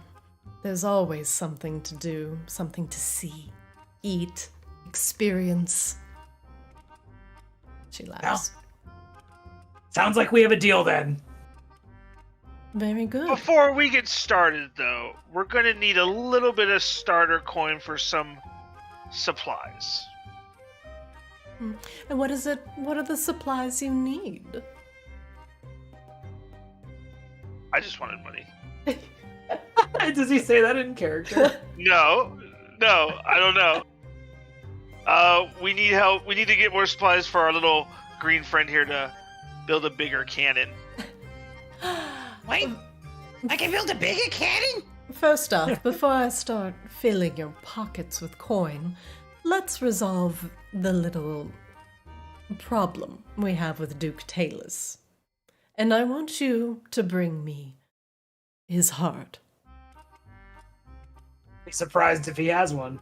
Alright, but first, I need those out there to not go off running their mouths. I need them either dead or to think that what they got was the real thing. That can be arranged. Don't worry your maned head, my Leonin friend. Whatever they have, they'll hand over. And it will be dealt with. Alright, well, it sounds like the best thing to do now is go and take care of this guy for real this time. Alright, the dancer waits. Kozlo, Tugum, Azrael, you ready? She says, take the time you need, and why don't you enjoy the comforts of Kozlo's den?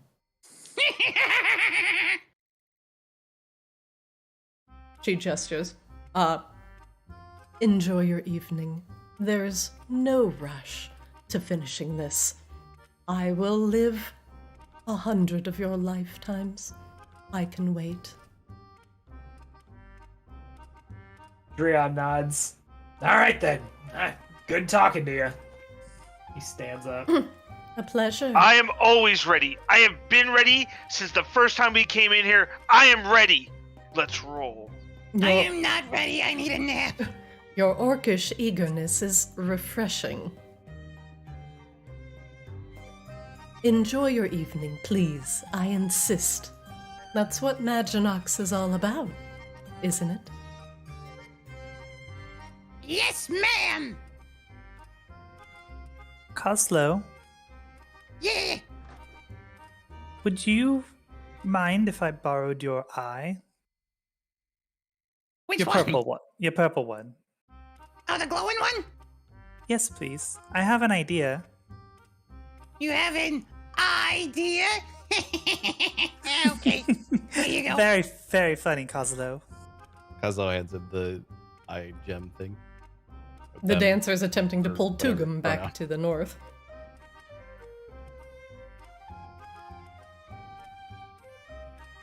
Azrael's going to study this gem and see. Azrael, if we're going to go back and fight the Duke, Azrael wants to save the puppy. Okay. And they want to see if they can use the gem to get the puppy on our side. Make me an Arcana check, please.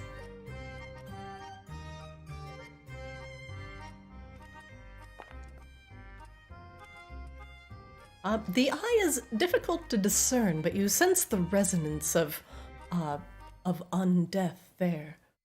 It certainly has the ability to hold sway over the undead, but its power might be limited to the undead created by Duke Talus. The Corpse Hound, however, would probably fall within that category, and would allow you some advantage if you wish to exert your influence over it.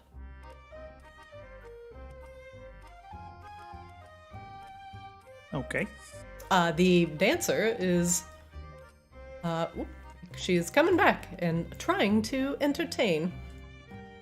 I hope everything went well. Alrighty. I motion the dancer over to me. Hello, darling. Just making sure. Okay. Would you like some more wine? You know it. Keep it coming. There you go. She pours you a cup and hands it directly to you. I down it. Another. Very well. Vicarious is picking up the tab today. Oh, an exciting evening. You must have gotten some excellent work. Congratulations. I have found working for House Vicatus to be very enjoyable. And in fact, they take very good care of me.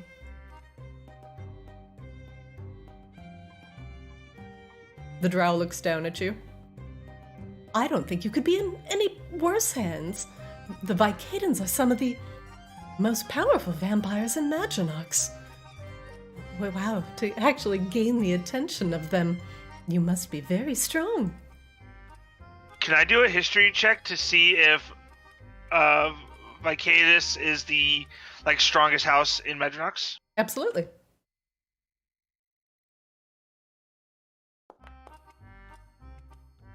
From what you are aware, they are the strongest house. Okay. What kind of work do they have you doing? That's not your concern. I'd like another glass of wine. Of It's course. classified. I understand. Here's your wine.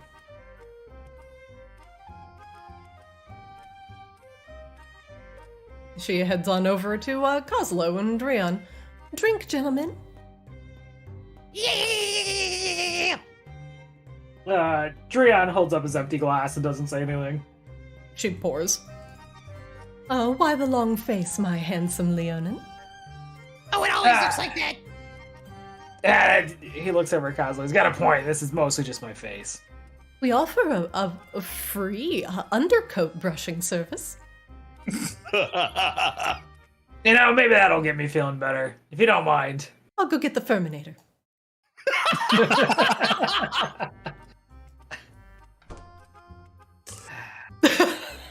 Wow, you know how hard that is to say with a straight face? Holy shit. All right.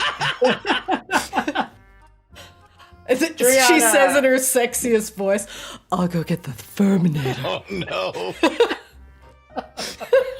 Why is my bad sexy voice my worst sexy voice. I just gotta use the normal sexy voice. Oh my god. Alright. Anyway, as the dancer leaves to go get a Ferminator, you are left alone. Tugum leans over the table at Drion. See how much money I just made us?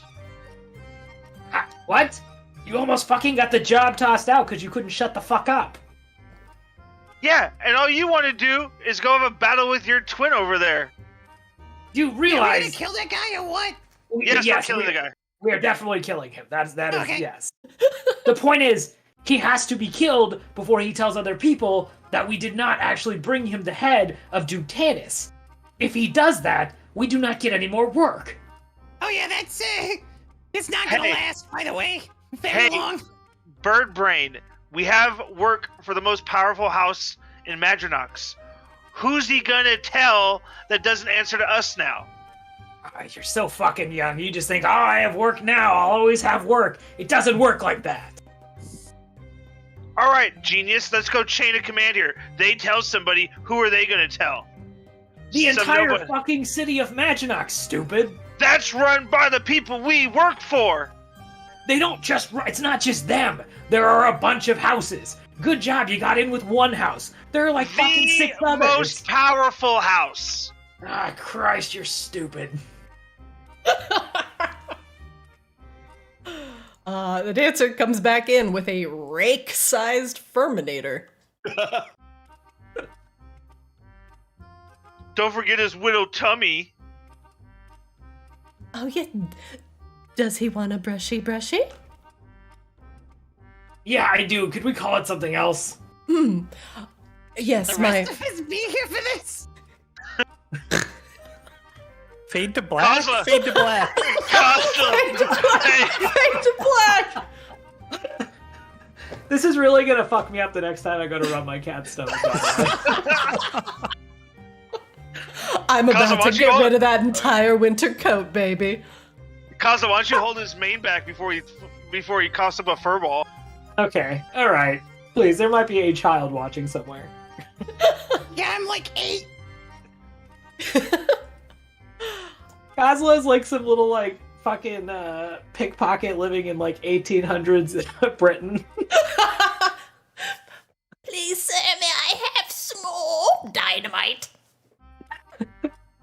The dancer Go begins to grab this two-handed Ferminator. I will make a stat block for it. Please do not wield it in combat. And just begins to, like, brush Drion's mane. As if it were a large hairbrush. And it gets down to the root. And, it gets out that scratchy Oh, you got some blood in there. Maybe it hasn't been perfectly washed. And actually, it feels pretty good, Drion. I seriously, like, I'm imagining when Caleb brushes the cats and they start like, oh, yeah. Yeah. The dancer Drion. is humming under her breath as she brushes out your mane. Drion begins lightly purring and looks up at her. Do I look old? Tugum, drunk mockingly, oh, who's a good kitty? Not at all, dear. In fact, you're just long due for some self-care. Here, relax. And then we'll pick the mites out of your ears later. Drion nods. That'll be good. he like, You can give him a Kozla for snacks. he kind of like slouches back against the chair or sofa. Yeah, against the sofa. Enjoys his brushies. Brushy. Brushies. Azrael, what are you doing aside from sitting upside down in your chair? Azrael is studying this gem, just like gazing into it. They don't eat or drink or sleep, so most everything in here is completely and utterly lost on Azrael. Drion takes out a pack of cards from his pocket and tosses them over next to Azrael. You could use those. Azrael looks at them. What are those? They're playing cards. Actually, real quick, Drew, how much is like Azrael kind of shared about like what they are to the rest of the crew? Probably not much than what you've already kind of just like gleaned. Like, they're not particularly secretive, but also they don't know what's normal and what's not. They have basically no frame of reference for normal social behavior. Right. Besides you guys. So, no No, frame of no, reference for normal social behavior. Not just no frame of reference, an actively bad frame of reference. Yep. Like literally worse than nothing. Yeah, it's like actively harmful. Well, okay, there's little cards in there with pictures on them, right? And you can play a bunch of games with them. And What you if- got like one of your head voices or whatever that used to play games or something? What if you picked a card and you made one of the voices try to guess which card it was? Azrael will grab the playing cards and like sit down at the table with themselves. They kind of like Oh. mutter to themselves. Would you like to learn how to play a game? I know lots of games you could play. Azrael completely ignores the dancer and just like starts like nodding. Deals out like a bunch of different playing hands to nobody in particular. And the cards pick themselves up. And Azrael starts playing a game and asking themselves the rules of the game as they play. With a bunch of... The dancer stops the brushy for a moment. Do they need... Oh, Dreon, this is very fun. What a great idea. Drion's back left leg starts twitching. Dreon, She continues nods. brushing. Dreon nods and actually just kind of looks like mildly pleased with himself that he was able to like give Azrael something fun to do. See, now isn't this the life you deserve? Dreon kind of like, swivels his head from side to side. It's not bad, I'll give it that. He laughs. And you're not old, you're just experienced. I was told we might be working at this place at some point, so hopefully, well, since we're going to be working together potentially, we'll, spare maybe the other stuff I'd mentioned earlier, so if you just keep that to yourself. She presses a finger to her lips and gives you a wink. I am anything if not discreet. I know I said a bunch of vulgar things to you, but now that we might be coworkers, I kind of want to walk those back. Oh, darling, I am extremely good at my job. She continues brushing you. I can tell. All right, so we spend the night here, get some rest, although what is fucking night in this city? And then I guess tomorrow when we wake up at whatever constitutes more night, we make for Duke Tanis's, and you know what? I don't even want to like fuck around with him. Like, let's just go in there and kill him. Like, no explaining the situation. No, hey, we changed our mind. Like, what if we just open the door? Like, I just throw my glaive. Tugum fucking starts throwing insults around. Kozlo, you throw grenades. Like, we just don't even give him time. I don't know what we do about the Azrael dog. slams on the table and looks up deadly serious. Oh! Nobody hurts the puppy. Tugum, God damn it, Israel. Kozlo is Tugum? like surprised by this. Tugum, after Drion says, let's just go do it, Tugum slams out on his table and does the whole Michael Scott, thank you.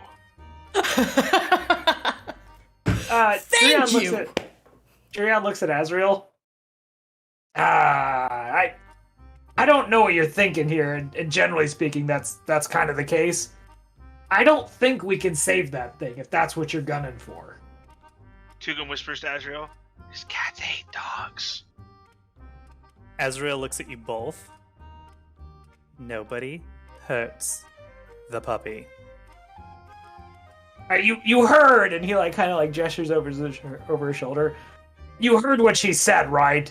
That thing is like an abomination to everything in the city. So like, don't have to hurt it, but I also don't think we could bring it back. So if you're comfortable with letting it go into the wilderness, I guess. Drion. We'll worry about the puppy later. Azrael, the puppy will be fine. Adrian, make me a perception check, please.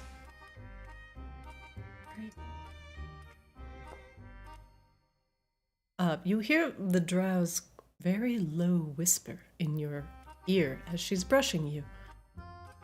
You know, Drian, there's a series of underground caves that run under Maginox that are formerly known to the drow. You can hide anything there. She brushes you. Tell me more about Feronia. Dry, not a lot of vegetation. Was always at war back when I was there. Oh. I wonder what the warm is like. I'm not really good with the sun. Yeah, you probably wouldn't like it there. It's kind of a lot of that there, but if you grew up there, it's a pretty enough country. I hear the geothermal rifts that run under Feronia run very close to the surface, and that's how it remains warm all throughout, well, every season. Is that true? Is this girl dancing her way through history school or what? She's going to college! God! I went to Bard College, okay? I didn't have to dance my way in a freaking den of weirdness. She wants to be a history major. Let her live her life. You majored in performing arts. I'm sorry. You picked a useless major. Well, I don't... Hey, we're both performing. We just did it in an opposite order. Hey!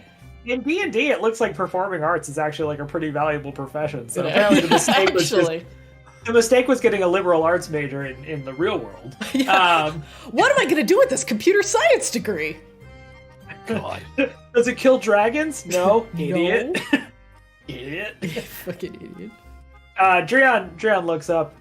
This geothermic rift stuff's a little above me. When I was there back in the day, there wasn't really a lot of talk about any of that kind of stuff. It was mostly who was going to be on top that day. And he looks at her and he pauses. Like who was going to be the most powerful. Oh. You know, I've always wanted to see the diamond dunes of Feronia. Have you ever seen them? Long time ago. Honestly, they are something to behold. She like starts braiding a little bit of your hair. Oh Drian my god. just lets it happen. Kozlo perks up upon hearing the word diamond. Oh! Yes, diamonds. In fact, I hear the dust and the sand of the diamond dunes are so sharp that it can tear a man to pieces, even in a short gust. You would think that would keep people away, but there were always some folks who thought maybe it'd make them rich if they could go out there and find a way to gather some of that stuff. But most of us, we kept away from it. Kozlo is just alternating between very interested and very not interested and very interested again. Well, perhaps someday I'll be able to see those dunes without being blinded by the Feronian sun. Yeah, how does that work, by the way? You just wear like a blindfold and you're fine, or is it like skin on you and you burn? Or sun on you and you burn? Well, I have come to the understanding that some clever artificers have created darkened glass which they can wear over their faces. They tend to run very expensive. So here I am, working for a nice pair. She shakes. Working this nice pair for a nice pair. She laughs. Drian chuckles at that. Well, maybe someday you'll get out there to see him. She nods. And when I get my custom, what do they call them? Goggles. Then maybe I'll visit Feronia. Yeah, enjoy Feronia when you go. She finishes up the brushy, and she bows to the assembled. It appears your drink is empty. May I do anything else for you tonight? You may rest here. Well, you can do anything you want. She laughs. Didn't catch your name. Oh! She smiles. You may call me Ari. My name in the drow tongue is very long and complicated. Ari is fine. Oh, Nice meeting you, Ari. And you as well. She lifts up the bottle and kind of tilts it at you. And cheers to my new co-workers? She smiles. Or should I say, boss? Dreon just kind of shrugs and grins. The best of luck in your future Maginox endeavors. She downs the rest of the bottle and leaves. As soon as she leaves, I look at Dreon. You know Ari's not a real name, right? You think she'd give us a fake name? Let me explain something to you, alright? The name they give you is a fake name, and then they say, but I really like you, so I'm going to give you my real name, and then that name is also fake. I mean, didn't she literally say that it wasn't her name? Like she has some weird elf one that's too difficult? Yeah, that was the excuse she used. My other name is too long for you, stupid. Not the first time I heard that. Christina, also, all of my gold is gone. I didn't spend it on anything. Question mark? And this was to be bankrolled by the vampire chick. Yeah, so... how did that happen? Must have fallen in between the couch cushions you're sitting on. Crazy. Maybe you'll find it later. Oh my god. My wallet. You've been robbed. No. She said she was paying for it all. All right. Do you all decide to take a long rest in Kozlo's den? Yes. Yeah. Is there a giant pile of Dreon fur? Like, oh yeah, it's huge. It's massive. Actually, is hold it on. bigger than Kozlo? I have a perfect. Hang on. Just like a hay bale? I do? You know what I was thinking. Hay? Yes? Okay, that's a little too big, but... Those are show bales, not play bales. No, that's about right. It's just That's cat about fur. right. There's just so much cat fur under him. Kozlo makes a little goblin bed out of it. I thought Kozlo was gonna fucking swan dive off the couch cushions into it. Dreon, what is left under your feet appears to be the remnants of your undercoat, and you have a lovely braid hanging off of your face off the right side. It is neatly bound, and on the end is a small obsidian crystal. Yes, I knew there was gonna be a beat at the end of it. I knew it. Dreon seems like pleasantly surprised by it. He pulls the table that's in the center of the room and he pulls it closer to him so that he can like stretch out his legs and like clasp his hands behind his head, try to get some sleep.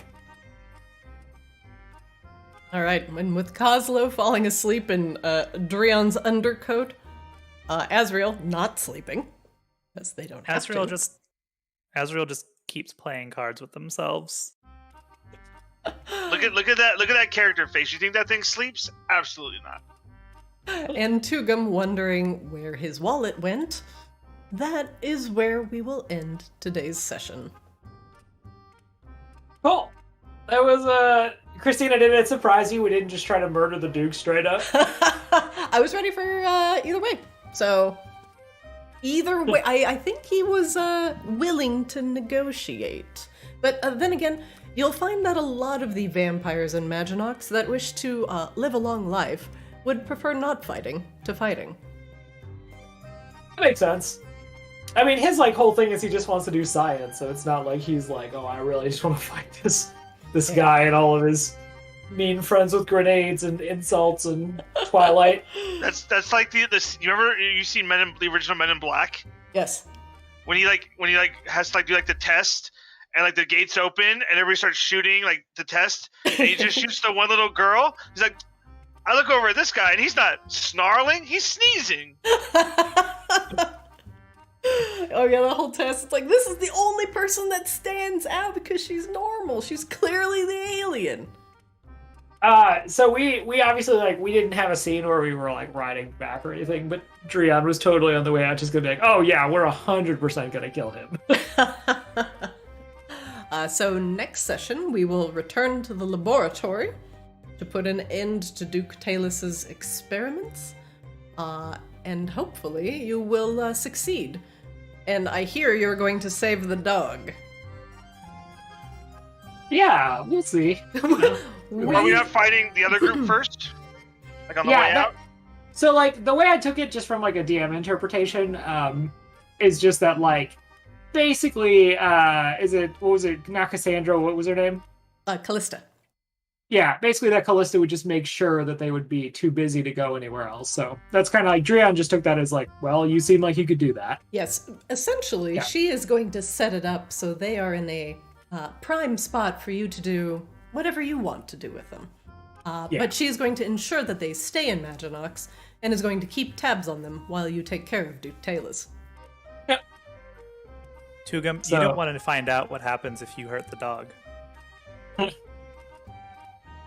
I don't want to hurt the dog. I don't want to hurt the dog. I'm just we got freaking stubborn McGee over here like arguing about the dog, and I'm just like, just worry about the dog when we get to the dog. I mean, in fairness, it's not like Dreon wants to hurt the dog, but like, you know, Dreon's not going to bring the dog back when his employer is basically like, we don't deal with things that are made of disembodied corpses, so. You also literally said that to a disembodied corpse. No, it's not lost on me. It's not lost on me, but like, Dreon's not totally sure what Azrael is. Oh, but there's other families who might deal with disembodied corpses, right? Listen, it's the flavor of disembodied corpse that matters. But what makes Azrael different from all the other corpses around? Maybe we'll find that out next time in Arctis Kaamos. She said it! She said the title! Wah, wah, wah, wah! She said the name of the thing! They said the name of the thing in the title credits. Cool. Alright, thanks everyone. Yeah, thank you guys for the good session, and I will see you next week. Oh, Yeah. bye! Have a good night, everybody. See ya. All right. That is it for Kaamos today. I hope you all enjoyed watching the session. Good flow. This is our second game in the Arctis universe. And it's nice having some new players in order to explore the world. You guys are seeing it from the POV of the region Polaris, and the other crew, the Ascended, were originally in the region of Arcturus. We get to see a little bit of a couple of the different regions of the world. Anyway, I hope you all enjoyed. Thank you so much, chat. I'm gonna scroll through chat and just say thank you to everybody who joined. Thank you, Sylvain. Thank you so much for joining. Thank you for the host earlier, dear. Failed Plague, thanks for reminding me about the overlay. I did fix it during the break. I hope that helped. Nukiyashi, always appreciate you being here. Big thanks. 2020 site. Thank you so much. Glad you're enjoying it. Ace the Jobber, Savich W. Asat the Circle, welcome to chat. Thank you so much for the 100 bits earlier.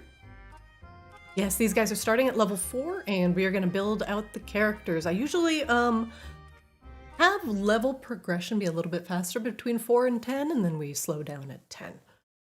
So these guys, we have a new player, so they're kind of getting used to D&D, and I don't want to overload them. Criddle, thank you for the resub. Greatly appreciated. All right. Thanks everybody for joining. Check out Arctis Kaamos every week on Mondays at 6 o'clock and Arctis Ascended on Wednesdays, same time. Catch our VODs on YouTube at ArctisDD. You can follow us on Twitter, Play Arctis. We post funny clips. We will probably post the Ferminator clip. So that's probably going on there. And I stream Arctis here. Thank you so much for watching. Greatly appreciated. We are a new D&D live play. And your support and your viewership is super duper hyper omega poggers appreciated.